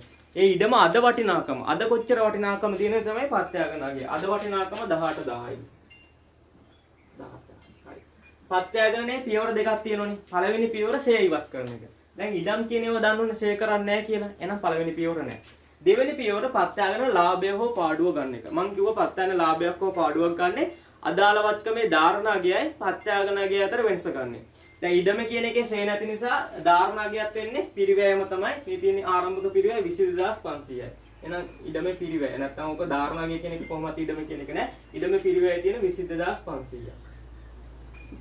ඒ ඉඩමේ ධාරණාගය නැත්නම් පිරිවැයයි පත්‍යාගනගය අතර වෙනස තමයි ලාභය හෝ අලාභය විදිහට ගන්න. බලන්න ඉඩමේ පිරිවැය තියෙන 22500යි. පත්‍යාගනගය තියෙන්නේ 18000යි. වෙනස තියෙනවා 4500ක්. මං අහුවොත් මේ 4500 ලාභයක්ද අලාභයක්ද? මේ 4500 ලාභයක්ද අලාභයක්ද? මං කියලා දීලා තියෙන දෙයක් මොකද්ද? ඒ කියන්නේ ධාරණාගයට වඩා, ඒ කියන්නේ ගත්ත ගානට වඩා අද වටිනාකම වැඩි නම්, අද වටිනාකම වැඩි නම් ලාභයක්. ධාරණාගයට වඩා අද වටිනාකම අඩු නම් අලාභයක්. ඇත්තනේ අද වටිනාකම දැන් බලන්න ඉඩමේ ගත්ත ගාන 22500 අද වටිනාකම 18000යි. එහෙනම් ධාරණාගයට වඩා පත්‍යාගනාගේ අඩුයි. මේ තියෙන්නේ අලාභයක්. එහෙනම් අපේ අවුරුද්ද ඇවිල්ලා තියෙන්නේ අලාභයක්. අන්න ඒක හඳුනා ගන්න. අලාභයක්. ඒක තමයි මුලින්ම අල්ල ගන්න ඕනේ. එහෙනම් ඉඩම් පත්‍යාගනනේ තියෙන්නේ අපේ අවුරුද්දේ. ඒ කියන්නේ දෙවන වරට පත්‍යාගනනේ තියෙන්නේ අලාභයක්. ඔන්න පෙර පත්‍යාගනනේ තිබුණා කිව්ව ලාභයක්. සාමාන්‍යයෙන් අලාභයක් දාන දිස්සටහන යවුවොත් මොකද්ද? ආදායම් ප්‍රකාශය හර වෙලා අදාළවත්කම් කියන්නේ ඉඩම් ගිණුම බැර වෙලා. හරිනේ. ඒකනේ සාමාන්‍යයෙන් මේ 4500 දාන එක මන් දීලා ඇති. මේ අවුරුද්දේ අලාභයක් එක්ක දැන් අර මේ බහුවන කතා කරනකොටත් ආවේ. ලාභයක් ආවා. හරි. අපේ අවුරුද්දේ ලාභයක් ආවා. ලාභයක් එක්ක ගිය අවුරුද්දේ අලාභයක් දාන විදිහ. අපි ඒක බහුවනේදී කතා කරා. මෙන්න මේක ඇවිල්ලා තියෙනවා. මේ අපේ අවුරුද්දේ. ඒ කියන්නේ 22 අවුරුද්දේ තියෙන 4500ක අලාභයක්. ගිය අවුරුද්දේ තියෙන ලාභයක්. ගිය අවුරුද්දේ ලාභයක්. මෙන්න මෙහෙම එකක් දාන්නේ කොහොමද? හරි. ඉස්සලම අල්ලගත්තනේ 4500ක අලාභයක් තියෙන්නේ කියලා. හරි. මම ඔක දාන විදිය කියන්න චිත්ත සටහනක් මම ඔක ලියන්න. මුලින්ම කරන්නේ අලාභයක් ආපු ගමන් අදාළ වත්කම් ගිණුම අපේ අවුරුද්දේ අලාභය බැර කරනවා. දැන් අලාභය දන්නවනේ. ඉඩම් ගිණුම බැර කරනවා 4500ක්. අලාභය 4500. ඊළඟට මොකද්ද? මතක ඇති කියලා. ඊළඟට පත්‍යාගණන සංචිත ගිණුම හර වෙනෝ අලාභයෙන් මේ අපේ අවුරුද්දේ අලාභයෙන් ගිය අවුරුද්දේ ලාභයෙන් ආවරණය කරගන්න පුළුවන් උපරිමය. අපේ අලාභයෙන් 3500ක් ආවරණය කරන්න පුළුවන්. අන්න ඒක තමයි පත්‍යාගණන සංචිත ගිණුම හර වෙන්නේ. 3500. ඊළඟට තව දුරටත් ආවරණය කරන්න බැරි කීයක් තියෙනවද?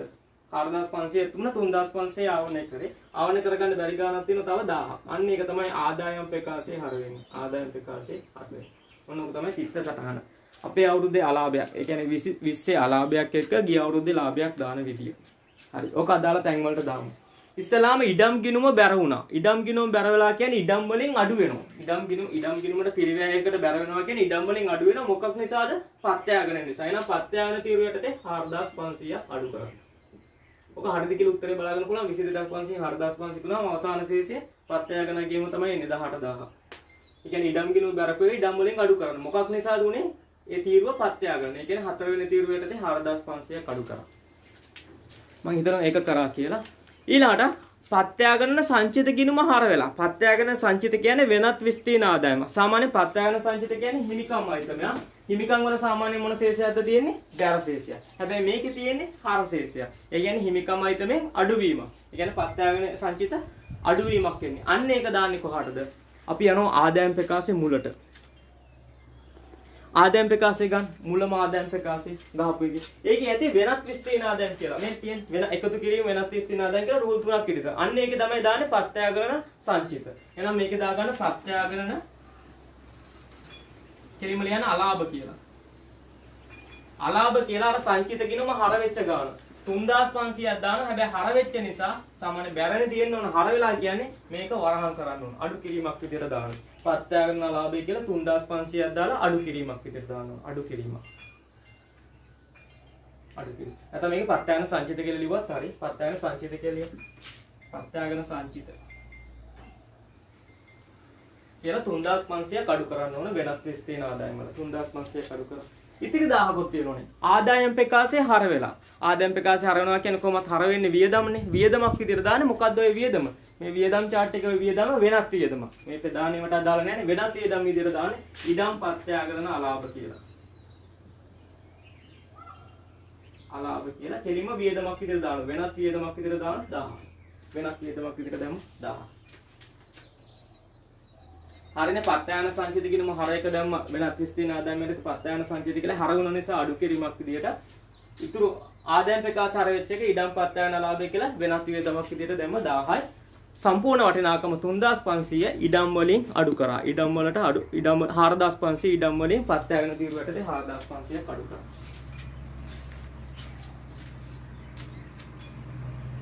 හරි.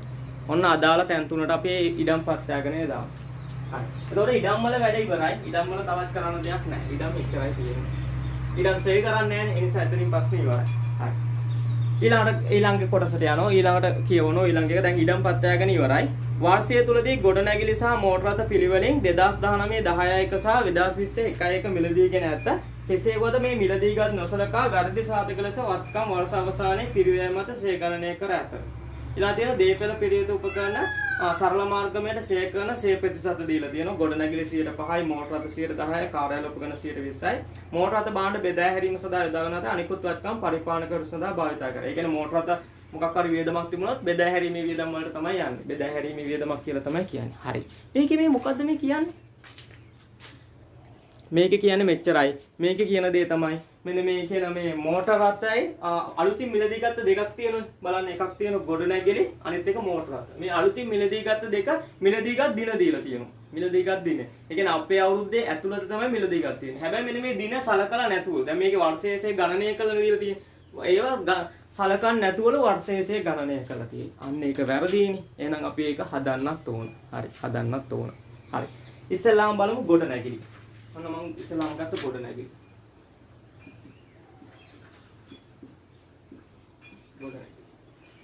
ගොඩනැගිලි ගමු. හරි. ගොඩනැගිලි වල ඉස්සෙල්ලාම ආරම්භක ශේෂයේ තිබුණා තිබිච්ච ගාණක්. ආරම්භක ශේෂයේ තිබුණා මේ ගොඩනැගිල්ල තිබිච්ච ගාණක්. තිබුණ ගාණ කීයද? 9500යි. ඒක වෙනසක් නැහැනේ. ඔය ආරම්භයේ තිබිච්ච ආරම්භක ශේෂයේ තිබිච්ච 9500. ඒකේ නම් අවුරුද්දම තුල තියෙන්නේ නැති. අවුරුද්දට බලන්න ගොඩනැගිලි සේකරන ප්‍රතිශතය 105යි. 105ක් බලන්න. කීයද දෙන්නේ කියලා. 9500ටම කෙලින්ම 105ක් ගන්න.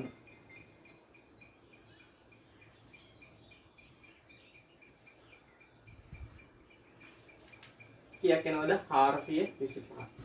ඒක වෙනසක් නෑ. ඔය ආරම්භයේ තිබිච්ච ගොඩනැගිල්ලට 105ක් කෙලින්ම ෂේ ගත්තා. එන ගාන 425. හරි. ඊළඟට ෂේ කරමු ඔය ගොඩනැගිලි අලුතින් මිලදී ගත්ත එක. මේ තියෙන 5000ක එකක් අලුතින් මිලදී ගත්ත. අන්න ඒක මිලදී ගත් දිනේ මේකේ දීලා තියෙනවා. ගොඩනැගිලි මිලදී ගත්ත දිනේ දීලා තියෙනවා 2019 10යි 11. 10යි 11 මිලදීගෙන තියෙනවා. ඒතකොට බලන්න අපේ අවුරුද්ද ඉවර වෙන්නේ කවදද කියලා. අපේ අවුරුද්ද ඉවර වෙන දිනේ. අපේ අවුරුද්ද ඉවර වෙන්නේ 20යි මම මේ කෙටියෙන් කියන්නේ 3.30 ගෙන් තමයි ඉවර වෙන්නේ. ඇත්තටම බැලුවොත් 19 10 එකනේ මිලදීගෙන තියෙන ඔය අලුතින් එක 19 10 එකේ ඉඳන් 20 3.30කට මාස කීයද තියෙන්නේ? මාස බැලුවොත් මාස 6යි. එතකොට ඕක මාස 6කටයි සේව් වෙන්න ඕන. මේ අලුතින් මිලදී ගත්ත 5000. එහෙනම් අපි මේ මාස 6කට සේව් කරමු. 5000ට දැන් බලන්න 19 10 එකේ ඉඳන් 20 3.30කට මාස 6යි තියෙන්නේ. 5000ට බලමු 100ට 5ක් කියන්නේ කීයද කියලා. අවුරුද්දටම වෙනවා 500ක්. හැබැයි ඔය 500ම ගන්න බෑ. 500ම ගන්න බෑ.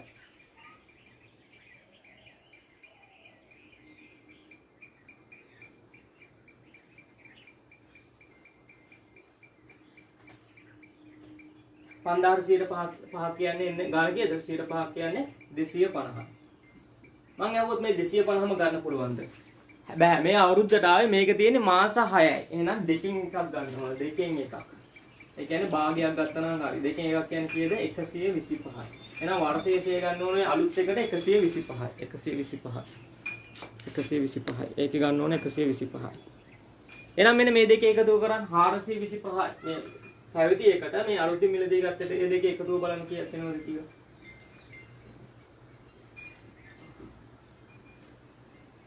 650යි. එහෙනම් ඇත්තටම ගොඩනැගිලි වර්ෂයේ එන්න ඕන 650යි. හැබැයි මේකේ ගානේ දාලා තියෙන ගාන බලන්න. ඕකේ තියෙනවා 1 2 3 4. හතරවෙනි තීරුවේ වර්ෂයේ තිය දාලා තියෙන ගාන කී ගොඩනැගිලි වල 725 දාලා තියෙන. ඒ කියන්නේ මේ 425යි මේකේ අර අලුතින් මිලදී ගත්ත බස නැතුව 250 එකතු කරලා අන්න ඒ ගාන තමයි දාලා තියෙන්නේ 725.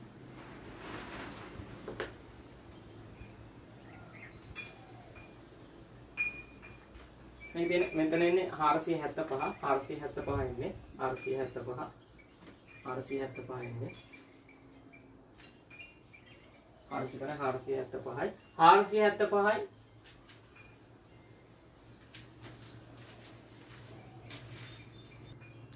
මේක 100% බැලුවම 475යි මේ 475 250 එකතු කරලා ඒ කියන්නේ ඒකයි 725 දාලා තියෙන්නේ මේ මාස 6ක් කියන එක සැලකිල්ලට ගන්න. එහෙනම් හරි ගාන මේ දෙක එකතු කරාට පස්සේ ඉන්නේ බලන්න හරි ගාන 600යි. එහෙනම් අතරම හරි ගාන එන්නේ වර්ෂයේ 600යි.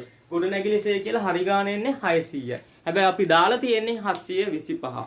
එහෙනම් ඉස්සෙල්ලාම අපි හරි ගාන දාමු පරිපාලන වියදමක් විදිහට මෙන්න මේ වියදම් chart එකේ දාන්න ගොඩනැගිලි සේ කියලා. ගොඩනැගිලි සේ කියලා හරි ගාන. ගොඩනැගිලි සේ කියලා හරි ගාන දාන පරිපාලන වියදමක් විදිහට 600යි. පරිපාලන වියදමන්නේ ගොඩනැගිලි සේ කියලා හරි ගාන දාන 600. ගොඩනැගිලි සේ කියලා හරි ගාන දාන 600. ඊළඟට කරන්න ඕන මේ හරි ගාන 600න් මේ තමයි හරි ගාන. වැරදියට දාපු ගානක් තියෙනවා අර තියෙන ගාන 725. ඔක ගිණුම් ගත කරලා තියෙන 725 දාලා තියෙනවා. ඔන්න ඔය වැරදියට දාපු ගාන වැරදීනේ. ඒක අයින් වෙන්න එපා. ඒක අයින් කරන්න. ඒක අයින් කරන්න මේකට එකතු වෙලානේ තියෙන 725ක් අඩු කරන්න. ඔක මොකුත් ලිව්වේ නැතුණත් කමන්නේ. ගොඩනැගිලි කිය හරි ගාන 600යි 725 අපි අයින් කරා. හරි මෙන්න මේ 725 අයින් කරා. මේ 600 ඊළාට මේකේ ලියන්න මේ දීපල පිළිතුරු කෙනෙක් ගොඩනැගිලි කියලා සේවයෙන් කිරීමේ ගොඩනැගිලි කියලා වර්ෂයේට දාන්න 600 හරි ගාන වර්ෂයේ 600 කියලා දාන්න 600 කියලා දාන්න 600 කියලා දාන්න. හරි ඔන්න ඕක තමයි තියෙන. හරියට බැලුවොත් අර මාස 6කට අරක සේව් කරපුණ දේ නිසා 725 දාලා තියෙනවා. හරි. ඊළඟට මේකේ කරන්න ඕන ගොඩනැගිලි වල වැඩත් ඉවර කරමු. ගොඩනැගිලි වල දැන් සේවින් කිරීමේ ආරම්භක ශේෂය හොයන්න බෑ. මේක නිකමට බලන්න ගොඩනැගිලි වල සමුච්චිත ශේෂය අවසාන සමුච්චිත ශේෂය කීයද දීලා තියෙන්නේ? ගොඩනැගිලි අවසාන සමුච්චිත ශේෂය තියෙන්නේ 4500. 4500 දීලා තියෙන්නේ 4500. කියන්නේ ගොඩනැගිලි වල අවසාන ශේෂය 4500 දීලා තියෙන්නේ. ඒ අර දාලා තියෙන්නේ 725 අඩු කරාට පස්සේ ගන්න. අඩු කරාට පස්සේ මේ 725ත් එකතු කරලා තමයි 450 මේ පැත්තට යන්නේ. ඒ කියන්නේ මෙතන දාලා තියෙන ඉස්සල්ලා විදියට නම් 725 ආරම්භක ශේෂයට 725 එකතු කරාම තමයි 4500 ඕන දෙන්නේ. හරියට බැලුවොත් 725 වැරදීනේ. අපිට ඕන මේකේ ආරම්භක ශේෂය ගන්න. එහෙනම් මේ 725ක එකතු කරලා තියෙන්නේ. ඒ 725 අපව අඩු කරමු. එතකොට බලන්න කී දෙන්නේ කියලා 4500න් 725 අඩු කරාට පස්සේ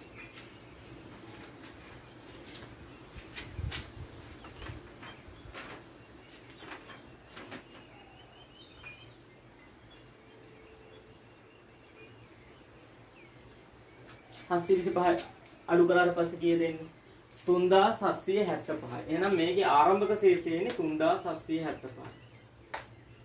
3775. හරිනේ 3775ට අර තිබුණු 725 එකතු කරාම තමයි 4500 ඇති. හැබැයි අපි 825 නේ හරි ගාන දාන්න ඕන 600. 600 දාලා ඔන්න ඔතනින් ගොඩනැගිලි වැඩත් ඉවර කරා. ආරම්භක ශේෂයත් ඉවර කරා.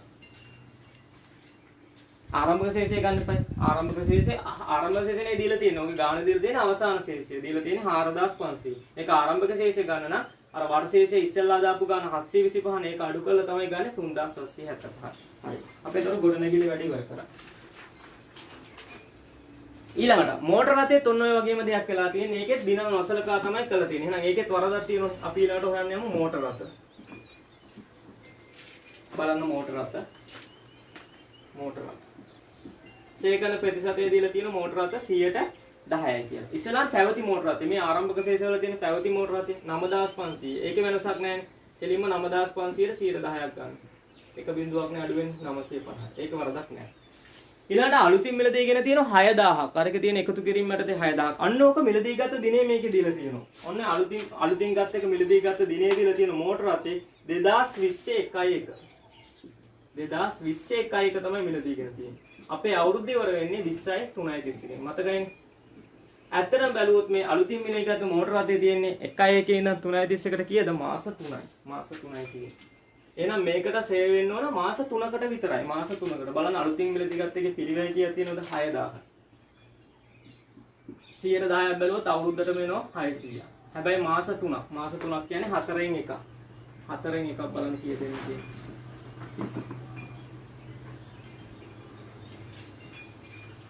125යි. 125යි.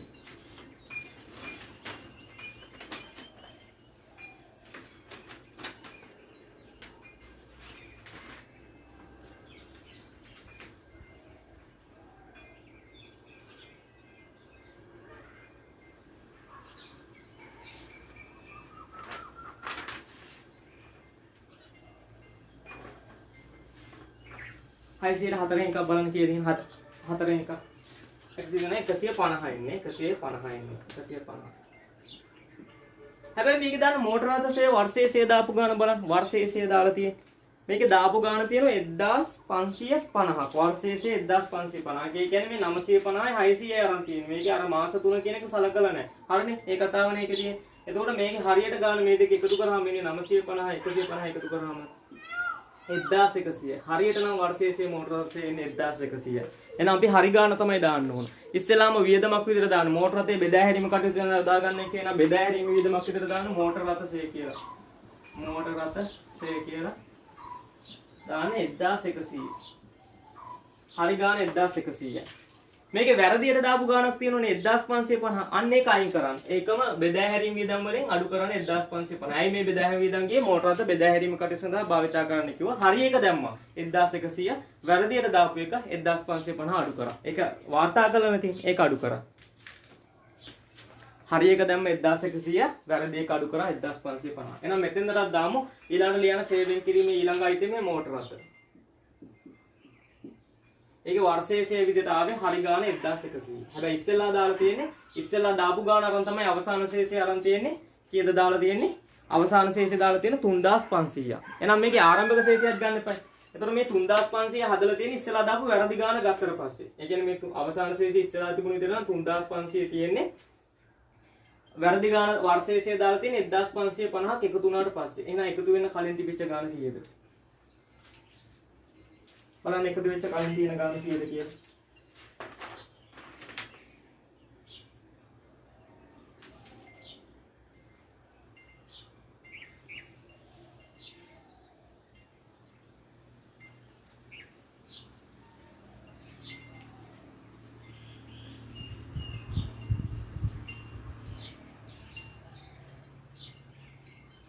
ඉස්සලා තිබිච්ච ගාන තියෙන මෝටර රථයේ සමුච්ඡේදකය 3500යි. ඒකෙන් වැරදියට දාන 1550යි. බලන්න අඩු කරාට පස්සේ මෙතෙන්දට වර්ෂයේ කීය දෙන්නේ කියලා.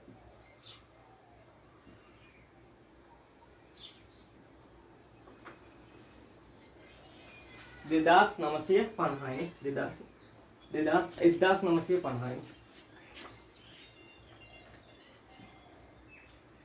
1950. එහෙනම් මෝටර රථවල ආරම්භක ශේෂය එන්නේ 1950.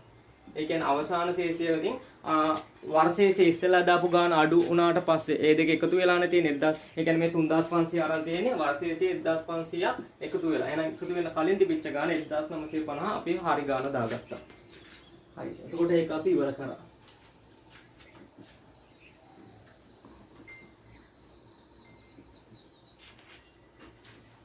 ඒ දෙකනේ වැරදිලා තියෙන්නේ. මෝටර අතේ ගොඩනැගිල්ලයි තමයි වැරදිලා තියෙන්නේ. මෝටර අතේ ගොඩනැගිල්ලයි තමයි වැරදිලා තියෙන්නේ. ඊළඟ තව එකක් තියෙන්නේ කරන්නේ කාර්යාල උපකරණ. කාර්යාල උපකරණ කියන එක. ඒකේ වැරදිලා කියලා තියෙනවද? ඒකේ වැරදිලා කියලා තියෙනවද? නැහැ. ඒකේ වැරදිලා නැහැ. අරකේ තමයි අර මිලදී ගත්ත දෙක වැරදියට මිලදී. එහෙනම් කාර්යාල උපකරණ වල වර්ෂයේ තියෙනවා. කාර්යාල උපකරණ වල වර්ෂයේ තියෙනවා 1500ක්. ඒක ආපහු මෙතෙන්ට දාන්න ඕනද? නෑ. ඒව ගිණුම්ගත වෙලා තියෙන. අර වැරදි නිසා තමයි හරි එක දාලා වැරදි එක අයින් කරේ. ඒක ගිණුම්ගත වෙලා තියෙන්නේ. එහෙනම් මෝටර කාර්යාල උපකරණයේ අවසාන සමුච්චිත ශේෂය. ඒ කියන්නේ අවසාන ශේෂය තියෙන 2500ක්. ඒකත් දාගමු. අවසාන ශේෂ 2500ක්. එහෙනම් ආරම්භක ශේෂය කීයද? ඒ කියන්නේ ආරම්භක ශේෂයට 1500 එකතු වෙලා තමයි 2500 දීලා තියෙන්නේ. එහෙනම් ආරම්භක ශේෂය කාර්යාල උපකරණ 10යි. අන්න ඒක වැරදි නෑ. ඒක වැරදි නෑ. අන්න ඒක ඒ විදිහට දාගත්තා. ඒකයි වර්ෂයේ කියලා මේ අපේ chart එකට දාන්න ඕනේ. මොකද ඒක ගිණුම්ගත කරලා තියෙන්නේ. ඒක හරියට දාලා තියෙන්නේ. ඒකේ වරදක් නැහැ. එහෙනම් ඔන්න ඔය ටික තමයි උතන හැදෙන්න තියෙන්නේ. එතනින් ඉවරයි. දැන් බලන්න අපි ඔක්කොම ගත්ත නිදන් ගොඩනැගිලි මෝටරත් ඔක්කොම ගණදුණු ටික දැම්මා. පත්‍යාගමනයක් දැම්මා. සේවයෙන් කිරීමේ ආරම්භක ශේෂයක් තියෙනවා. වර්ෂ ශේෂයක් තියෙනවා. එතනින් ඒක ඉවරයි.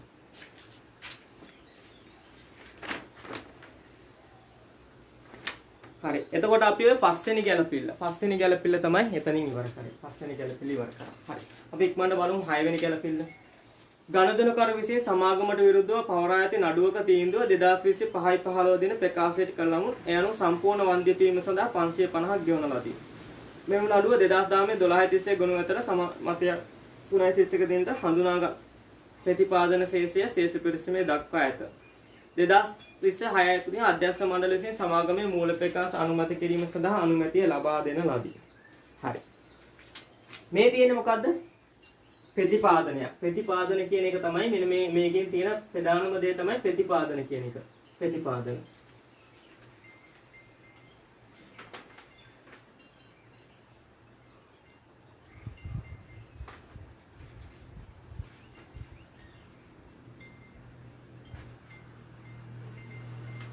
පොඩක් ඔය ගැළපිල්ල හොඳට කියව ගන්න මොකක්ද තියෙන්නේ කියලා. හරි.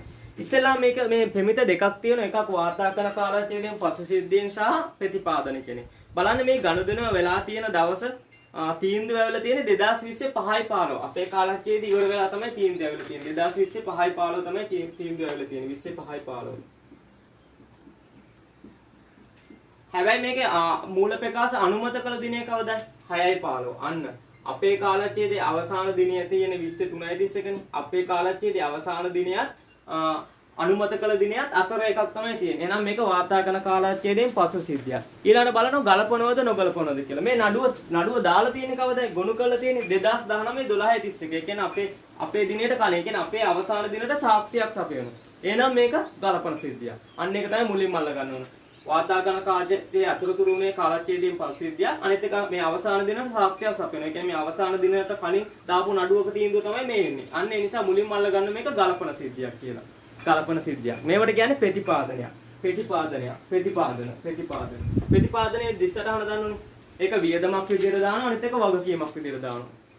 මේකේ තියලා තියෙන නඩුවක තීන්දුව ඇවිල්ලා තියෙනවා. කලින් දාපු නඩුවක්. ඒ නිසා මේක ගලපන සිද්ධියක් විදිහට අපි ගත්තා. නීතිඥයෙක්ගෙන් අහන මතය අනුව සේවකයාට වන්දි පීවීම සඳහා නීතිඥයා තමයි මතය කියන්නේ. වන්දි පීවීම සඳහා එයා කියනවා මේ ඉස්සෙල්ලා අපි නීතිඥයන්ගෙන් මතය අහලා හරියට මේ ගාණක්. ඒ කියන්නේ නඩු තීන්දුව කලින් එන්නේ නැහැ නේ 23/30ට කලින් එන්නේ නැහැ නේ. ඒ දවසට නීතිඥයන්ගෙන් මතය අහලා එයා කියපු ගාණක් අපි දාලා තියෙනවා. අපි දාලා තියෙන්නේ. ඒ කියන්නේ එයා හිතලා කියන ගාණක්. නීතිඥයා ඇස්තමේන්තුවක් කරපු ගාණක් තියෙනවා. හැබැයි නඩු තීන්දුව හරියටම ආවනේ. මෙදා කියපු දවසේ නඩු තීන්දුව හරියටම ආවා. හරියටම ආවට පස්සේ වන්දි ගෙවලා තියෙන්නේ 550යි. එහෙනම් ගෙවපු වන්දිය කීයද? 550යි. මේ තමයි හරි තීන්දුව ඇවිල්ලා හරියටම ගෙවපු ගාණ තමයි 5,50,000. ශේෂ පිරිසීමේ තියෙනවලු නීතිඥයා කියපු ගාණ. අපි වෙන් කළ තියෙන ගාණ ශේෂ පිරිසීමේ තියෙනවලු. බලන්න ශේෂ පිරිසීමේ තියෙනද කියලා වන්දි සඳහා ප්‍රතිපාදනය කියලා ගාණ. තියෙනවා. වන්දි සඳහා ප්‍රතිපාදනය කියලා ලක්ෂ 8ක් තියෙනවා. මේ තමයි නීතිඥයා කියපු ගාණ. අපි ඉස්සෙල්ලා දාපු ගාණ. නීතිඥයාගේ මතය අනුව දාපු ගාන තමයි දෙන්නේ. මේක ප්‍රතිපාදනයක් නේ. එහෙනම් ලක්ෂ 8 තමයි අපි ගිණුම්ගත කරලා තියෙන්නේ. ඒ කියන්නේ වියදමක් විතර දාලා වගකීමක් විතර දාලා තියෙන්නේ. මෙන්න මේ ලක්ෂ 8 තමයි දාලා තියෙන්නේ. හැබැයි හරියටම මේ නඩු තීන්දුවේ අවසාන ප්‍රතිඵලය ඇවිල්ලා ගෙවන්න වෙනවයි කියලා තියෙන්නේ 550. 550 තමයි හරියටම ආව. හැබැයි මේක අපි ගලපන්නේ හේතුව අර වාතාකරණ කාර්යයෙන් ප්‍රසිද්ධියක් වෙලා තියෙනවා. අනිත් එක අවසාන දිනට සාක්ෂියක් සප් වෙනවා. ඒ නිසා මේක ගලපන සිද්ධියක් විදිහට ගන්නවා. එහෙනම් හරියටම අපි දාන්න ඕන 550. හැබැයි මෙයා දාලා තියෙන ගාණක් ලක්ෂ 8. එහෙනම් හරි ගාණ කීයද 550. ඒක ඉස්සලා වියදමක් විතර දාමු. සේවක වන්දි වියදම් කියලා වෙනත් වියදම් විදිය දාන්න. සේවක වන්දි වියදම්. සේවක වන්දි වියදම් කියලා වෙනත් වියදමක් විතර දාන්න 550ක්. ඒක වෙනත් වියදමක්. ඔන්න වෙනත් වියදමක් විතර දැම්ම 550ක්. හරි ගාණ ඕකනේ 550. හැබැයි අපි ගිය අවුරුද්දේ දාපු ගාණක් තියෙනවා. ඒක තමයි වාර්තා කරලා තියෙන්නේ. කීයද ගිය අවුරුද්දේ දාපු ගාණ? ලක්ෂ 8. හරි දාපු ගාණ වාර්තා කළ ගාණ ලක්ෂ 8. දැන් ඒක වැරදිනේ. ඒක අයින් කරන්න ඕන. සේවක වන්දි කීම එතනින්ම අයින් කරන්න ලක්ෂ 8ක්. ඒ කියන්නේ දැන් හරි ගාණ ඇවිල්ලා වැරදි ගාණ දාන්න ඕනේ නෑනේ. වැරදි ගාණ කියන්නේ හරි හිතලා දාපු ගාණ ඕනේ නෑනේ. ඒක අයින් කරා. හරි ගාණ දැම්ම 550. හරි ගාණ දැම්ම 550. හරි ගාණ දැම්ම 550. ඊළාට එක වගකීමකුත් වෙනවා. මං කියන ප්‍රතිපාදන ඉස්සරහා සේවක වන්දි වියදම් ගිණුම හර වගකීමකුත් වෙනවා. ඒ වගකීමක් විදිහට දාන්න ඕනේ ජංගම වගකීමක් විදිහට. ඕකත් අපි සටහනක් ගමු. මේකේ දාමු වෙනත් ගෙවිය යුතු දෑ කියලා. ලියන ජංගම වගකීම වලට වෙනත් ගෙවිය යුතු දෑ. වෙනත් ගෙවිය යුතු දෑ කියලා රවුමක් දාගන්න. වෙනත් ගෙවිය යුතු දෑ කියලා රවුමක් දාගන්න. වෙනත් ගෙවිය යුතු දෑ කියලා රවුමක් දාගන්න. රවුමක් ගහලා එන්න මේ දීපල පිළිතුරු උපකරණ වලට පල්ලෙහාට. ඒකෙත් ලියන්න අනිත් සටහන් බිඳුව කියලා. ඔය වගේ වෙනත් ගෙවිය යුතු දෑ මේක දීර්ඝ වෙන වළක්වන්න එක සටහනක් අතර ලියනවා වෙනත් ගෙවිය යුතු දෑ. ඒක ඇතුළේ ලියන සේවක වන්දි ප්‍රතිපාදන කියලා. අන්න ආපු එක ලියන සේවක වන්දි ප්‍රතිපාදන. හරි ගාණ තමයි අපි දාන්නේ 550. වගකීමක් විතර දාන්නේ සේවක වන්දි ප්‍රතිපාදන කියලා 550. ඔක අතන ලියන්න එපා. තව ඒවා තිබුණොත් වෙනත් ගෙවිය යුතු දෑ ඒවත් එක්ක එකතු කරලා සටහන මේක තනි උත්තරයක් දාන්න පුළුවන් නිසා සටහනක් ඇතුලේ කරා. සේවක වන්දි ප්‍රතිපාදනේ 550. අර නීතිඥ කියපු ගාණ ඉස්සලා අර වාර්තා කරලා තියෙන නිසා තමයි ආදායම් ප්‍රකාශයේ ඒ ගාණ 800 අඩු කරලා හරි ගාණ විතරක් දැම්මේ 550 දැම්මේ. සේවක වන්දි ප්‍රතිපාදනය කියලා ඒ ගාණ දාගන්න.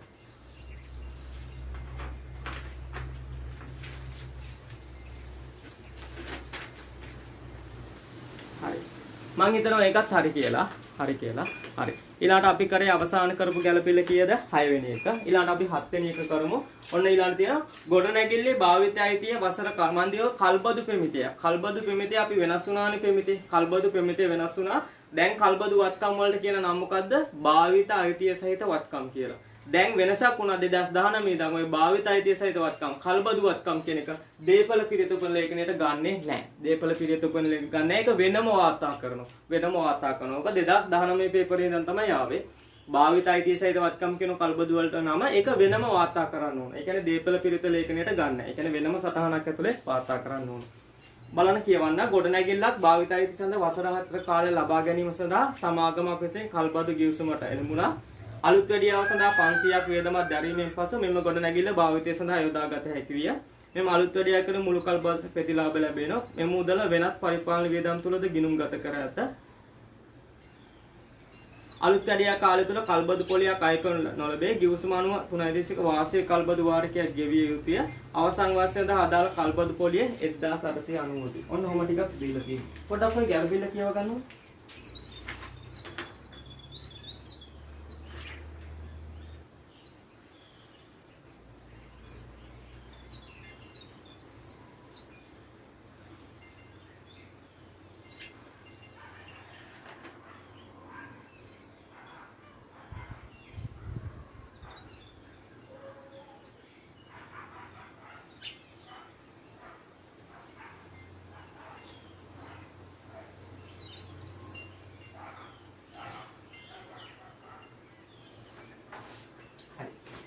ඔන්න කල්බදු ප්‍රමිය. භාවිතය අයිතිය සහිත වත්කම් කියලා ඔබට කියන නම තමයි භාවිතය අයිතිය සහිත වත්කම්. හරි. මේක ඉස්සෙල්ලාම බලන්න මේ අවුරුදු 4කට කල්බදු වත්කමක් අරන් තියෙනවා. හරි. අපි ඉස්සෙල්ලාම මේකේ ජංගම නොවන වත්කම් වල ලියමු. මෙන්න මේ ජේපල පිරිතුපන පල්ලෙහාම භාවිත අයිතිය සහිත වත්කම් කියලා. මේවට කියන නම තමයි භාවිතය අයිතිය සහිත වත්කම්. කියලා ලියලා මේ සටහන ඇතුලේ රවුමක් ගහගන්න. භාවිතයේ අයිතිය සහිත වත්කම් කියලා ජංගම නෝන වත්කම් වල රවුමක් ගහගන්න. දැන් මේ වෙනත් ජීවිත දැලියපකට පල්ලෙහාට එන්න. තව රූලක් දෙකක් පිට තියලා සටහන් බිඳුව භාවිත අයිතිය සහිත වත්කම්. භාවිත අයිතිය සහිත වත්කම්. අපි කියන භාවිත අයිතිය සහිත වත්කම් කියලා. භාවිත අයිතිය සහිත වත්කම් කියලා. හරි. මේක අරගෙන තියෙනවා කල්බදු ක්‍රමයට අරන් තියෙනවා ගොඩනැගිල්ලක් අරන් තියෙනවා ගත්ත දිනේ බලන්න.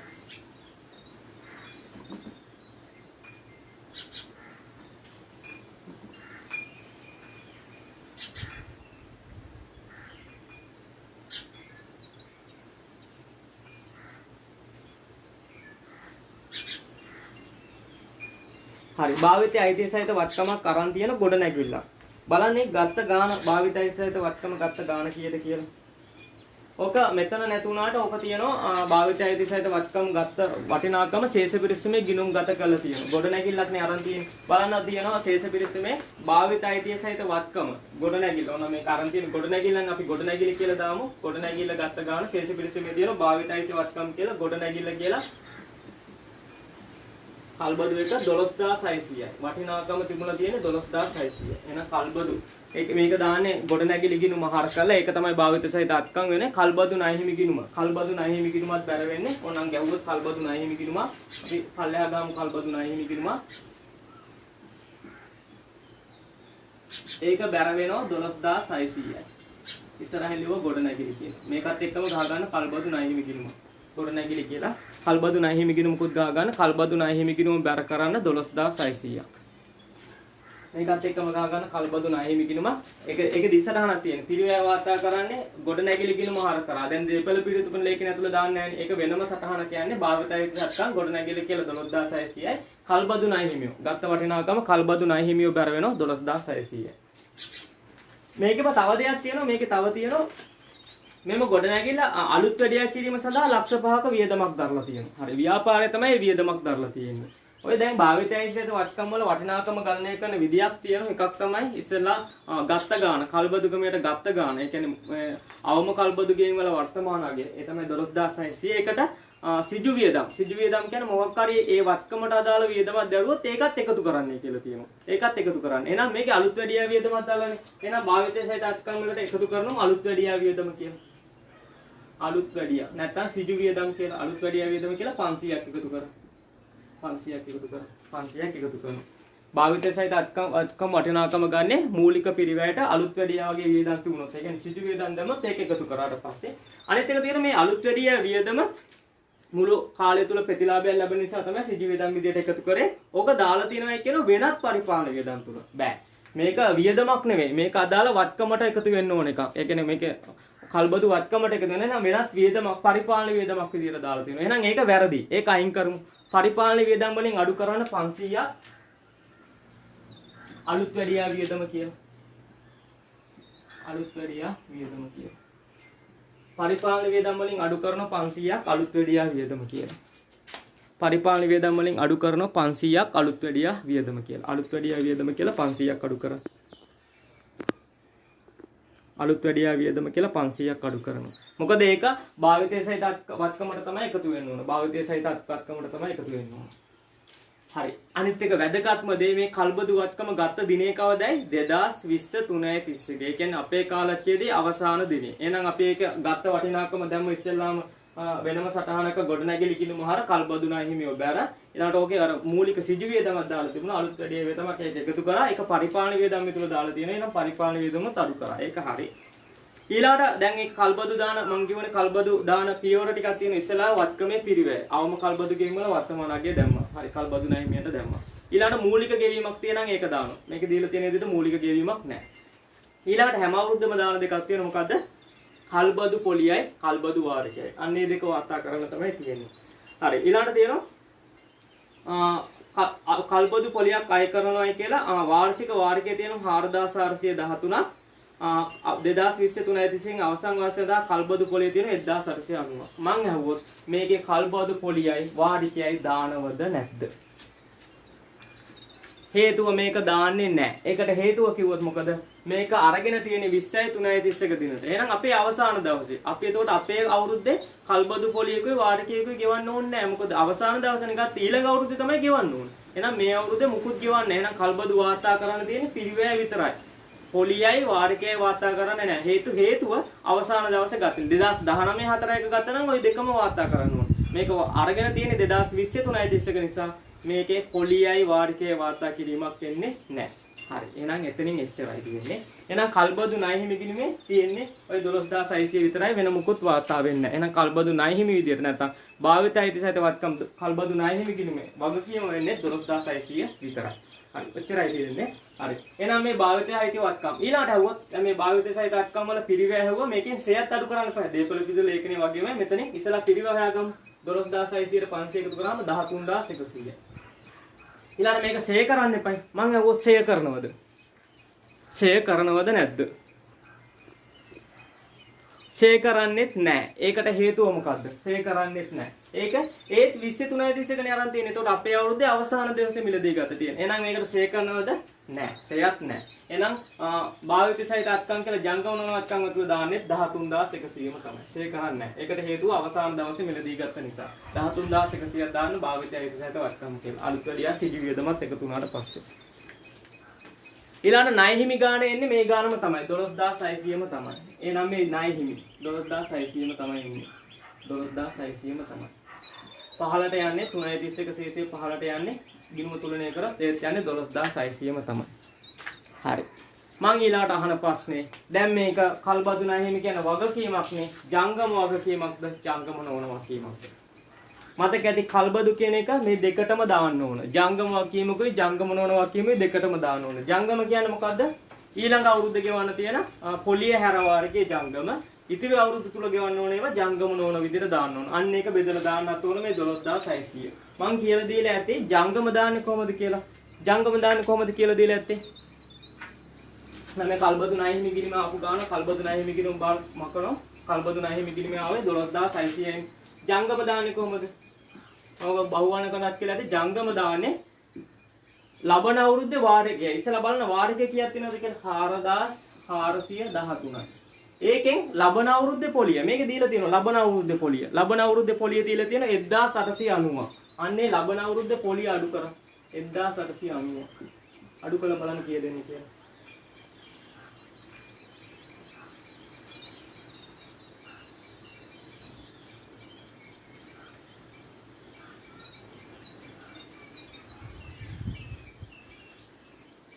අන්න ලබන අවුරුද්දේ වාර්ෂිකයෙන් පොලිය හැර ගන්න තමයි ජංගම දාන්නේ. එතකොට ජංගම විදියට දාන කල්බදු ණය හිමි කියලා ඒක දාන්න මෙතනම කල්බදු ණය හිමි කියලා කල්බදු ණය හිමි කියලා 2523.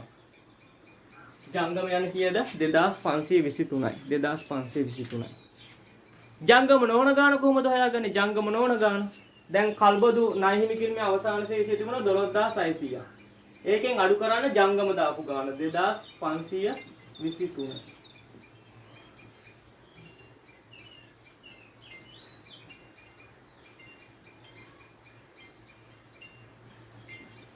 කීයක් එනවද ජංගම නොවන? 10077ක් 10077ක් එනවා. එහෙනම් ජංගම නොවන දාන කල්බදු ණය හිමි කියලා. කල්බදු ණය හිමි කියලා 10077ක්. තේරුණානේ? කල්බදු ණය හිමි කිරීමේ ආව 12600 ජංගම දැම්මේ වාර්ෂිකයෙන් පොලි හර ගන්න. ඒ කියන්නේ ජංගම දැම්ම 2523. ජංගම නොවන දාන්නේ මුළු ගාන 12600න් අඩු කරා ජංගම දාපු ගාන 2523. අඩු කරාට පස්සේ 10077ක් තමයි ජංගම නොවන ආව. එතකොට කල්බදු එකේ සේකල්ලත් ඒ සේ නැති නිසා සේකල්ලත් ඉවරයි පිරිවැය දැම්මා. ආපු පොලියයි වාර්ෂිකයේ දැම්මේ නැති හේතුව අවසාන දවසේ මිලදී ගත්තේ නිසා ඒ නිසා කල්බදු ණය හිමි ගිණුමව 12600ක් ඒක ලබන අවුරුද්ද ගෙවන්න තියෙන එක වාර්ෂිකයෙන් පොලි හැර ගන්න 2523 ජංගම දැම්මා ඉතුරු අවුරුදු ටිකේම ගෙවන්න එක ජංගම දාපු ගාන මුළු ණය හිමි ගිණුමෙන් අඩු කරලා 10077 දැම්මා ජංගම නොවන. එතනින් කල්බදු එක ඉවරයි. මම හිතනවා ඒක හරි කියලා. හරි. ඊළඟට අපි කරන්න යනවා ඊළඟ එක. ඊළඟට තියෙන අවසාන ගැළපෙල්ල වර්ෂය තුල ගෙවූ ආදායම් බදු තුල ආදායම් බදු ගැළපෙල්ල. පසුගිය වර්ෂය සඳහා ගෙවූ 525ක් ඇතුළත් වේ. අවසන් වර්ෂය සඳහා මුළු ආදායම් බදු වෙන් කිරීම 6,50,000ක් ලෙස ඇස්තමේන්තු කර ඇත. මම ආදායම් බදු ගැළපෙල්ලද කියලා දීලා ඇති. මුලින්ම ගන්න බලන්න ආදායම් බදු කියලා සටහනක් තියෙද කියලා.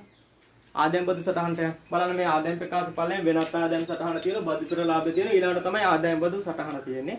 ඉස්සෙල්ලාම දාගන්න ඔය ආදායම් බදු සටහනේ අපේ අවුරුද්දේ. ඒ කියන්නේ 2020 අවුරුද්දේ ඇස්තමේන්තුගත ආදායම් බද්ද. මේකේ දීලා තියෙන 650. එහෙනම් උඩම ලියනවා ආදායම් බදු සටහනේ ඇස්තමේන්තුගත ආදායම් බද්ද. ඇස්තමේන්තුගත ආදායම් බද්ද 6,50,000. 650,000. ඒ කියන්නේ අපේ අවුරුද්දේ ඇස්තමේන්තුගත හිතලා තමයි ආදායම් බද්ද දාන්නේ. අපේ අවුරුද්දේ හරි ආදායම් බද්ද ලබන අවුරුද්දේ 21 තමයි දැනුම් දෙන්නේ. එතකොට ගිය අවුරුද්දේ ආදායම් බද්ද හරි ගන්න මේ අවුරුද්දේ දැනුම් දීලා ඇති. මේ අවුරුද්දේ දාන්න ඇති. ඉස්සෙල්ලාම ලියා ගන්න ඇස්තමේන්තුගත ආදායම් බද්ද කියලා 650යි. හරි. මේකේ තියෙනවා උඩම තියෙනවා අපේ අවුරුද්දේ 650 දාගත්තා. වර්ෂය තුල ගෙවූ ආදායම් බදු තුල ගිය අවුරුද්දේ හරි ගිය අවුරුද්දේ එක ගෙවන්නේ මම කියවනේ දැන් 2019 ආදායම් බද්ද අපි හිතලා ගානක් දාන්නේ. ඒකේ හරියටම හරි ගාන අපි දැනුම් දෙන්නේ 2020. එතකොට තමයි හරි ගාන ගෙවන්නේ. එතකොට මේ ගෙවපු හරි ගාන 520යි. ඔන්න මම කිව්වත් හරි ගාන. ආදායම් බදු ගෙවපු හරි ගාන 520යි. ආදායම් බදු ගෙවන හරි ගාන. ඒ කියන්නේ ගිය අවුරුද්දේ 2020ට අදාළව හරියටම ගෙවන ගාන 520යි. 2020ට හරියට ගෙවන්න ඕන ගාන 520යි. 2019ට හරි ගාන.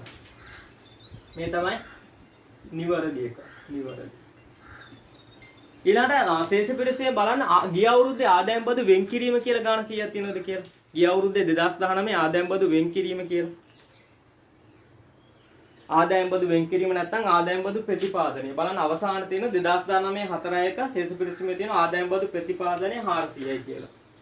මේ තියෙන 19ම තමයි මේ තමයි ගිය අවුරුද්දේ හිතලා දාපු ගාන. හිතලා. මම මේ කෙටියෙන් කියන්නේ මේ විදිහට හිතලා. ඒ කියන්නේ ඇස්තමේන්තු කරලා දාපු ගාන තමයි ඔන්න ඕක 400.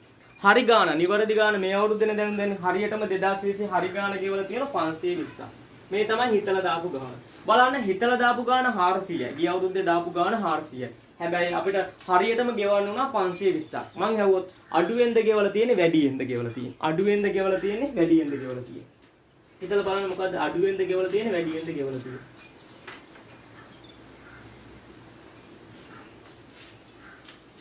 හිතලා අපි හිතලා ගිය අවුරුද්ද නිකන් දාලා තියෙන ගාන ඇස්තමේන්තු කළා 400. හැබැයි ඇත්තටම අපිට හරියටම ගෙවන්න වෙලා ගිය අවුරුද්දට අදාළ 520ක්. ඒ කියන්නේ මේ මොකද වෙලා තියෙන්නේ? වැඩියෙන් අඩුවෙන්ද ගෙවලා තියෙන්නේ?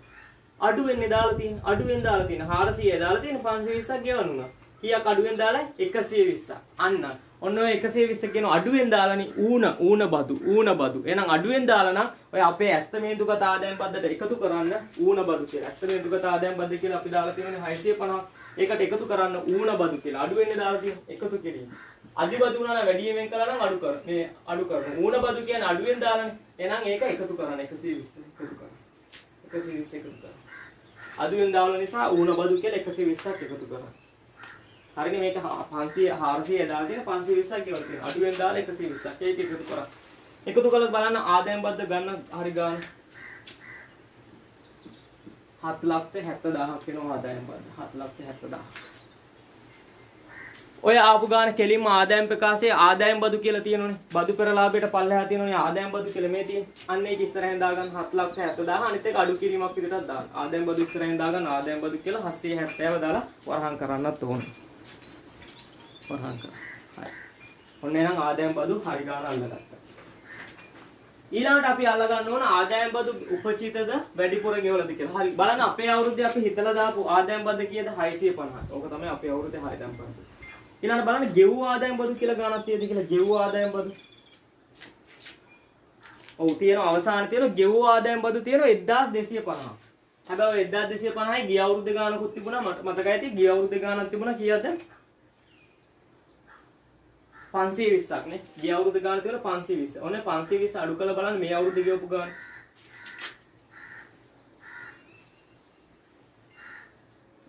එහෙනම් මේ අවුරුද්දේ ගෙවපු ගාන කීයක් එනවද? 730ක් නේ. ඒ කියන්නේ ඔය ගෙවුව ආදායම් බදු තිබුණා 1250. ඒකේ හැබැයි ගිය අවුරුද්දේ ගෙවපු 500ක් තිබුණා. අපිට ඕන ගිය අවුරුද්දේ ගෙවපු ගාන නෙවෙයි මේ අවුරුද්දේ ගාන. එහෙනම් මේ අවුරුද්දේ ගෙවපු ගාන. මේ තමයි ගෙවපු ගාන. ගෙවපු ගාන 730යි. ගෙවපු ගාන 730යි. අපේ අවුරුද්ද ආදායම් පද තමයි ගන්න 770 නේ අපේ අවුරුද්ද ඇස්ටිමේට් එක ආදායම් 650. අපේ අවුරුද්ද ආදායම් පද 650යි 730ක් ගෙවලා තියෙනවා.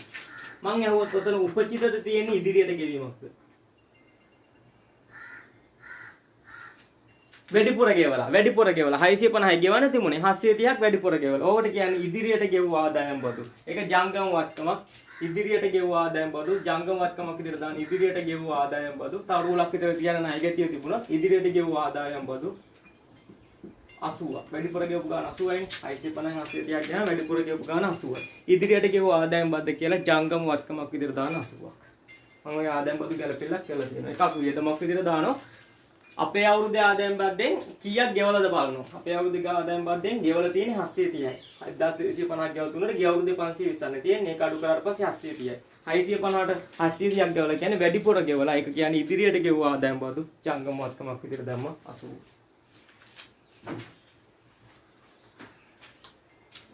මං හිතනවා ඒ ගැලපිල්ලක් තේරෙන්නේ නැති කියලා. හරි. ඔන්න එතරකට අපි ගැලපිලි ටික නම් දාලා ඉවරයි. දැන් මේකේ යම් දැන් ඔන්න අතිරේක තොරතුරු කරලා ඉවරයි. දැන් අතිරේක තොරතුරු කරලා ඉවර නම් මං කිව්වා ඊළඟට යන්න ඕන කොහටද? ඊළඟට යන්නේ අපේ ප්‍රධාන තියෙන දේ ශේෂ පිරිසුම. ශේෂ පිරිසුමේ ගත්තේ නැතිව තමයි ගන්න තියෙන්නේ. ඔන්න බලාගෙන යන්න. ශේෂ පිරිසුමේ දීපල පිළිත උපකරණ අපි ඒවයි ගණදුරු ටික දාලා ඉවරයි. ඒකේ ගන්න දෙයක් නැහැ. භාවිතී අයිතිය සහිත වත්කම් මේකත් අපි දැම්මා. ඒකත් ගන්න දෙයක් නැහැ. විකුණු පෙර වැඩේ දාගන්න පෙර වැඩේ උඩම දාගන්න විකුණු පෙර වැඩේ උඩම දාගන්න විකුණු කීයද තිබුණේ විකුණු පෙර වැඩේ උඩම දාන්න 51300යි 51300 ඊළඟට විකුණුම් පිරවැයක නෑ විකුණුම් තියෙන 79000 විකුණුම් තියෙන ගාන බලන්න විකුණුම් තියෙන්නේ 79500යි විකුණුම් වල උඩ ඉස්සරහින් දාන්න 79500 විකුණුම් පිරවැය ඉස්සරහා දාන්න විකුණුම් පිරවැය තියෙන ගාන 51300 ඔන්න විකුණුම් පිරවැය තියෙන ගණන් දෙක අපි ඉස්සරහින් දාගත්තා. ඊළඟට තියෙනවා වෙළඳ ලැබිය යුතු දෑ. ණයගැතියනේ. ණයගැතිය කියන්නේ ජංගම වත්කමක්. ජංගම වත්කමක් විතර දාන්න වෙළඳ ලැබිය යුතු දෑ කියලා තොගයට පල්ලෙහායි වෙළඳ ලැබිය යුතු දෑ. ජංගම වත්කමක් විතර දාන්න 5400ක්. ඔන්න ජංගම වත්කමක් විතර තමයි. වෙළඳ ගෙවිය යුතු දෑ. ජංගම වගකීමක් විතර දාන්න වෙළඳ ගෙවිය යුතු දෑ. ණයගැති ණය හිමිතිය. වෙළඳ ගෙවිය යුතු දෑ 6488ක්. 6488. ඊළඟට තියෙන මුදල් හා සමාන දෑ. ජංගම වත්කම් වල 15 වෙන්නේ. මතකයිනේ ජංගම වත්කම් 15 වෙන්නේ මුදල් සමාන දෑ. ජංගම වත්කම් වල 15 දාන මුදල් හා සමාන දෑ 1250යි. 1250. වන්දි සඳහා ප්‍රතිපාදනය අපි ගත්තා. සාමාන්‍ය කොටස් ප්‍රාග්ධනයේ ආරම්භක ශේෂය දීලා තියෙන්නේ අන්න හිමිකම් වෙනස් වීමේ ප්‍රකාශය දැන් තමයි ඕන වෙන්නේ දෙවෙනි ප්‍රශ්නේ. හිමිකම් වෙනස් වීමේ ප්‍රකාශය. උඩම තියෙන දෙවෙනි ප්‍රශ්නේ. හිමිකම් වෙනස් වීමේ ප්‍රකාශයේ තීරු 3ක් වෙනවා මේක ගහ ගන්න තීරු 3ක්. පළවෙනි තීරුව ගහ ගන්න සාමාන්‍ය කොටස් ප්‍රාග්ධනය.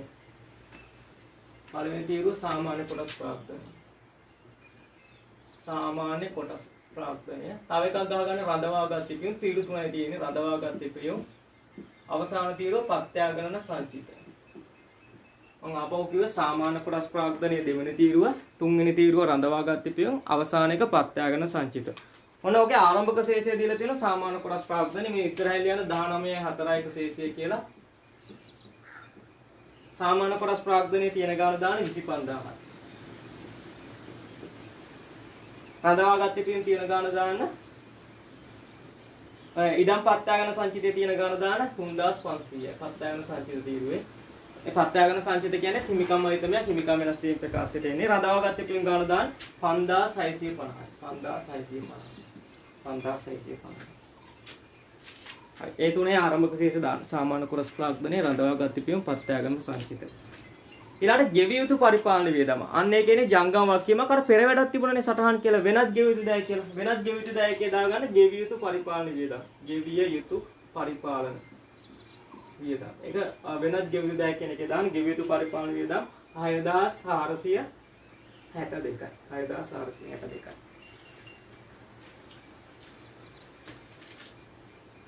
ගෙවිතු පරිපාලන වියදම් 300 තියෙන්නේ. වෙනත් ගෙවිතු දාවිලා තියෙන්නේ වෙනත් ගෙවිතු පරිපාලන වියදම් 300.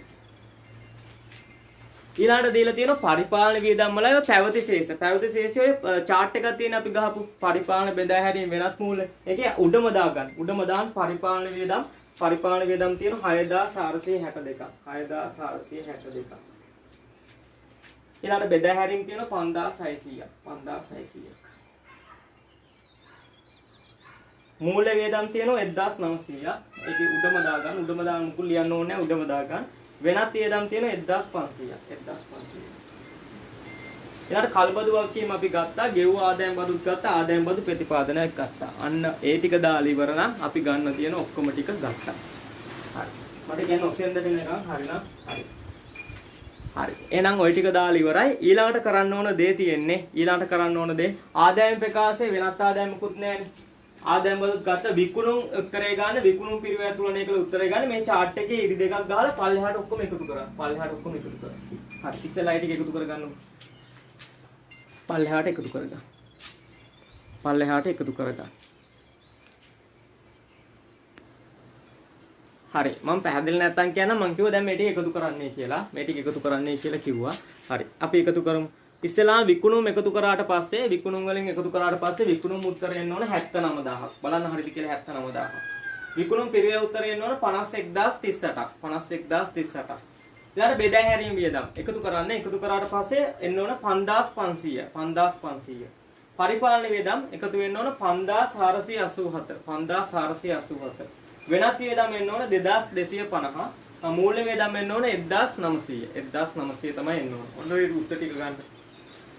හරි උත්තර ටික අරන් අපි ආදායම් ප්‍රකාශය දානවා. බලන්න විකුණුම් තිබුණ 79000යි. 79000යි ආවේ. විකුණුම් පිරිවැය උත්තරය ආව 51038ක්. 51038ක්. මේක දැම්මා. ඔන්න හරි. ඒක දැම්මා. ඊළඟ වියදම් ටික දාමු. බෙදා හැරීමේ ආව 5500ක්. පරිපාලන ආව 5487ක්. වෙනත් ආව 2250ක්. මූල්‍ය වියදම් ආව 1900ක්. බලන්න විකුණුම් වලින් විකුණුම් පිරිවැය අඩු කරාම එනවා 27962ක් දර ලාභය. වියදම් ටික උත් කරාම එනවා බලන්න හරියද කියලා 15137ක්. අවසානයේ දර ලාභයෙන් ওই වියදම් ටික අඩු කරාම බදු පෙර ලාභය එනවා 12825ක්. 12825ක්. ආදායම් බදු 770ක් අඩු වුණාට පස්සේ අවසානයේ වර්ෂයේ සුද්ධ ලාභය එනවා 12055ක්. 12055ක්. ඒකෙන් 3500 අඩු වුණාම මුළු විස්තීර්ණ ආදායම එනවා 8555ක්. හරිද බලන්න මුළු විස්තීර්ණ ආදායම 8555ක් ඇවිල්ලාද? 8555ක් ඇවිල්ලාද?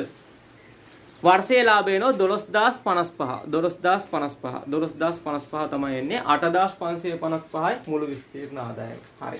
ඔන්න ඔතෙන් දෙන්නවා එහෙනම් ආදායම් ප්‍රකාශය වැඩ ඉවරයි. ඊළඟට යන හිමිකම් වෙනස් වීමේ ප්‍රකාශය. හිමිකම් වෙනස් වීමේ ප්‍රකාශය ලියන්න දෙවෙනි රෝලේ මුළු විස්තීර්ණ ආදායම කියලා. මේක මාරු කරන්නේ මේකට මුළු විස්තීර්ණ ආදායම කියලා ලියන්න. මුළු විස්තීර්ණ ආදායම කියලා ලියන්න. මුළු විස්තීර්ණ ආදායම කියලා ලියලා වර්ෂයේ ලාභය තියෙන කී වර්ෂයේ ලාභය 12055. අන්නේ වර්ෂයේ ලාභය මාරු කරන්නේ රඳවාගත් පින් වලට. රඳවාගත් පින් වලට දාන්න 12055. වර්ෂයේ ලාභය දාන්න රඳවාගත් පින් වලට 12055. ඊළඟට ප්‍රත්‍යාගන සංචිත කියන එක ප්‍රත්‍යාගන තීරුවට දාන්න. ප්‍රත්‍යාගන සංචිත කියන තීරුවට දාන්න 3500ක් තියෙනවා. හැබැයි වරහන් වෙන්න ඕන. අඩුවීමක් තියෙන 3500ක් වරහන් තියෙන්නේ. මුළු විස්තීර්ණ ආදායම හිමිකම් වෙනස් වීමේ ප්‍රකාශයට දාන විදිය වර්ෂයේ ලාභය දාන්න රඳවාගත් පින් වලට 12055. ඊළඟට වෙනත් විස්තීර්ණ ආදායම දාන්න ප්‍රත්‍යාගන සංචිත තීරුවට 3500ක් අඩු වෙන තියෙනවා. ඔන්න ඔය දෙක තමයි මෙතන දාන්නේ. හරි. ඔය දෙකක් දාලා මේකත් එකතු කරන්න පල්ලෙහාට. මේක තමයි අවසාන ශේෂය එන්නේ. මේ තියෙනවා 25000ක්.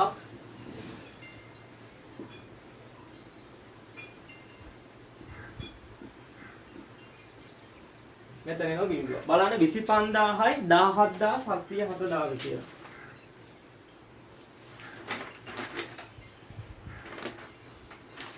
බලන්න ආපු 25000යි රඳවාගත්තේ පියුම් 17770 කියලා ආවේ. ඔන්න ඔක දැන් ඊළාට යන මූල තත්ත්ව ප්‍රකාශ හිමිකම හිමිකමේ ලියන්න එකක් සාමාන්‍ය කොටස් ප්‍රාර්ථනය කියලා. සාමාන්‍ය කොටස් ප්‍රාර්ථනය. ආපු ගාන දාන්න 25000. ඊළඟ ලියන්න රඳවාගත් පියුම් කියලා. රඳවාගත් පියුම්. ආපු ගාන දාන්න 17705. ඔය දෙක එකතු කරලා මේ පැත්තට ගන්න.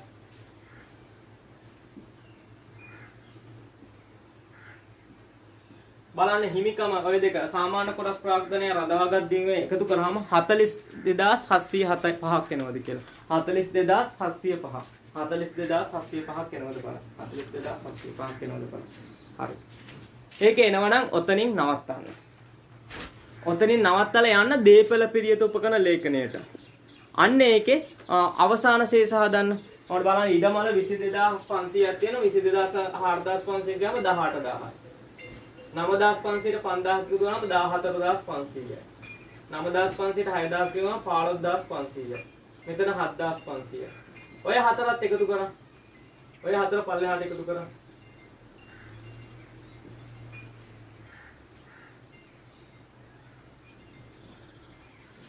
55500ක් වෙනවා. 55500. ඊළඟට සේවෙන් කිරීමත් ඒ විදිහට ගන්න. 3775ට 3775ට එකතු කරන්න 600. 600ක් එකතු කරාම එන්නේ කීයද බලන්න? 4375. අවසාන ශේෂය දැන් 1950ට 1100ක් එකතු කරාම 3050. ඔය තියෙන්නේ 4375යි 3050යි 2500යි එකතු කරන් කීය දෙන්න බලන්න.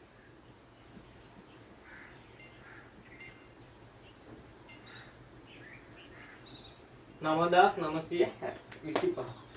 අවසාන රෝල් ලියන ධාරණාගය කියලා. ධාරණාගය කියන්නේ. ලේසියෙන්ම මෙන්න මේ ආකෘතියට ගත්තා නම් හරි. ධාරණාගයෙන් ඉවර වෙනවා. ධාරණාගය කියන්නේ ඔය පිරිවැය එකතුවෙන් සමුච්චිත සේ එකතු. ඒ කියන්නේ 55500 9925 අඩු කරලා ගන්න කීය දෙන්න බලන්න.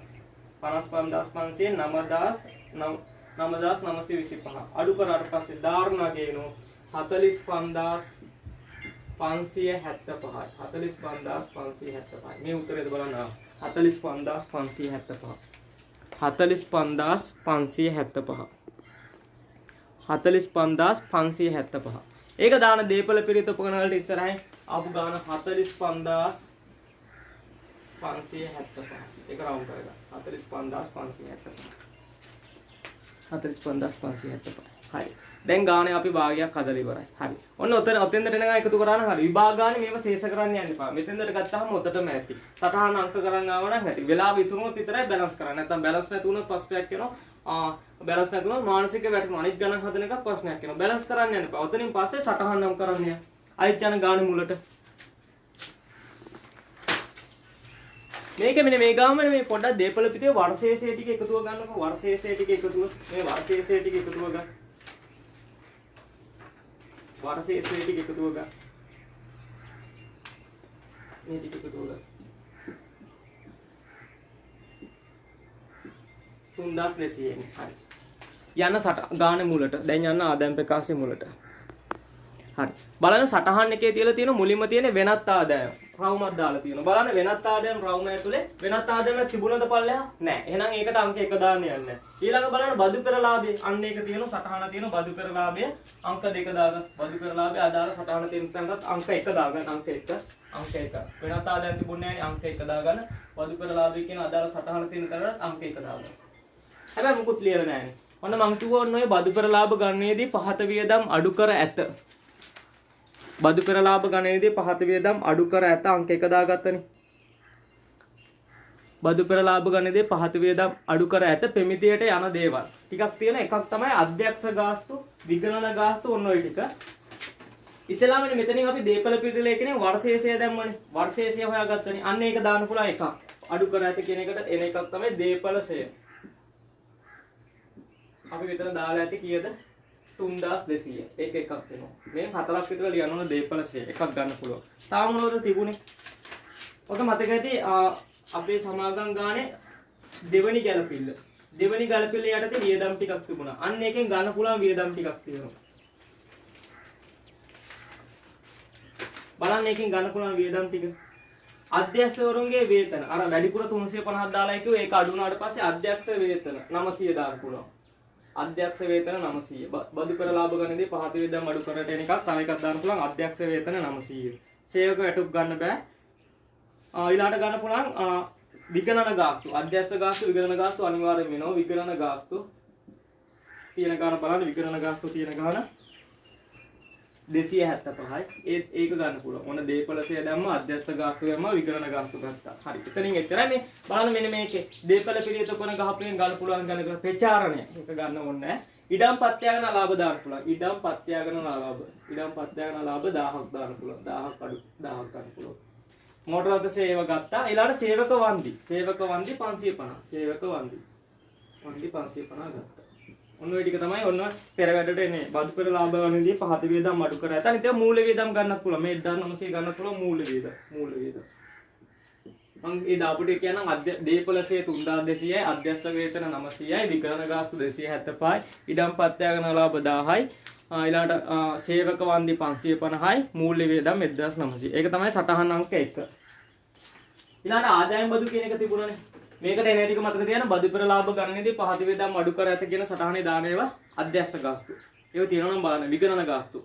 ෂෙයර් සියලුම කපා හැරීම, සියලුම වෙන් කිරීම, සියලුම ප්‍රතිපාදන, මූල්‍ය වියදම්. ඔන්න ඔය තමයි තිබුණොත් ගන්න. අනිත් ඒවා ගන්න නැහැ. ඊළඟට ආදායම් බදු තිබුණනේ. ඒකට අංක 2 දාන සටහන තියෙන තැනටත් අංක 2 දාන.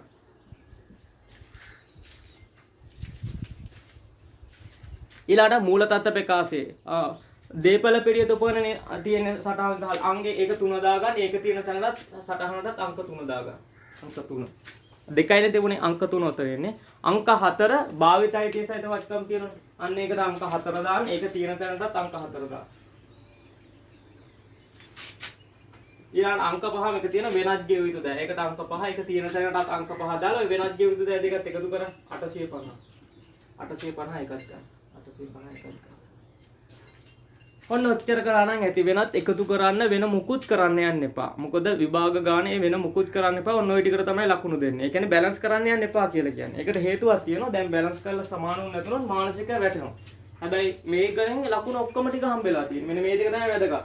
ඊළඟ මේ දීපල පිළිවෙත කරන අවසාන ශේෂයයි හිමිකමේ අවසාන ශේෂය දැමනයි ඇති. මෙච්චර ඇති.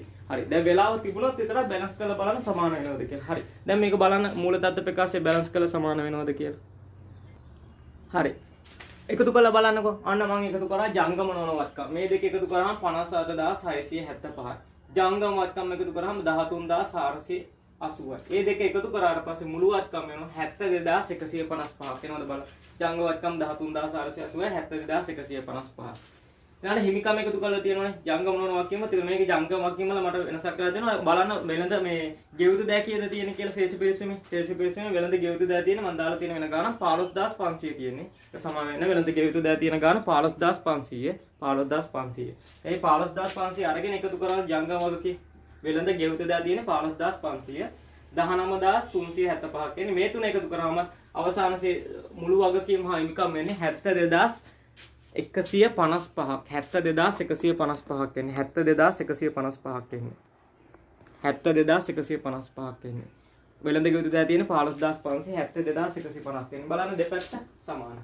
එහෙනම් ගාන හැදුවා හරි. හැබැයි විභාගෙදී බැලන්ස් කරන්න යන්න එපා. මානසික වැටෙනවා. ඔක තියාගෙන වෙලාව ඉතුරු වුණොත් විතරක් බැලන්ස් කරන්න. වෙලාව ඉතුරු වුණොත් විතරක් බැලන්ස් කරන්න.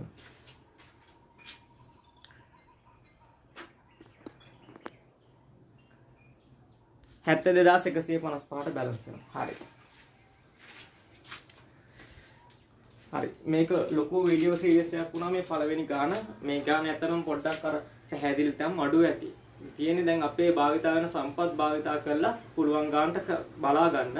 මම තියෙන ටික ඔක්කොම කියවුවනේ. තනියම කරනකොට බලන්න මොකක් හරි වුණොත් මම කියනෝනේ. කියන එකෙන් අහගන්න. මොකද පැහැදිලිනේ ඇතරම බලන්න මේ පොඩි මේ එකක් ඉඩක් ඇතුළත කොච්චර මේ වගේ ලොකු ගානක් කරන්නේ කොහොමද? ඔයාලගේ බලන්න පිටු කීයක් තියෙද? පිටු 5ක් විතර ගිහින් තියෙනවා. මම ඉතින් මේ පොඩි බෝඩ් එකේ කරන්නේ කොහොමද පැහැදිලිව. තව zoom කරලා ඒක කරන්නත් බෑ. ඒ නිසා මේ තියෙන මේකෙන් තමයි කරේ. මොනවා හරි අඩුපාඩු වෙනසෙන් තියෙනවා නම් පොඩ්ඩක් සමා වෙන්න. පොඩ්ඩක් කියන දේවත් එක්ක බලලා කරන්න. මේ ගාන විතරයි ප්‍රශ්නේ ඉන්නේ. මොකද මේ ගානේ ලොකුවටම ඉඩ යන්නේ. ඒකයි. හරි. එහෙනම් අපි ඔන්න සීමා සහිත සමාගම් ගාන කරලා ඉවරයි. අවසානයේ බැලන්ස් උනා 72155ට 3ම හදලා ඉවරයි. ලකුණු 40ක් තරම් ඉවරයි. දැන් බලන්න අපිට ගියපු වෙලාව හැබැයි තනියෙන් කරනකොට විනාඩි 45ක් ඇතුළත ඔක පුප්පුරිම කරන්න උත්සාහ කරන්න. හරි. එහෙනම් සමාගම් වීඩියෝ සීරීස් එක මෙතනින් ඉවරයි. මොනවා හරි ප්‍රශ්න තිබුණොත් කියලා තියන්න. ඊට පස්සේ ඊටු ටික කරන්න. හරි. එහෙනම් සමාගම් එක ඉවරයි. ඊළඟට අපි දෙවෙනි ප්‍රශ්නේ හම්බ වෙමු.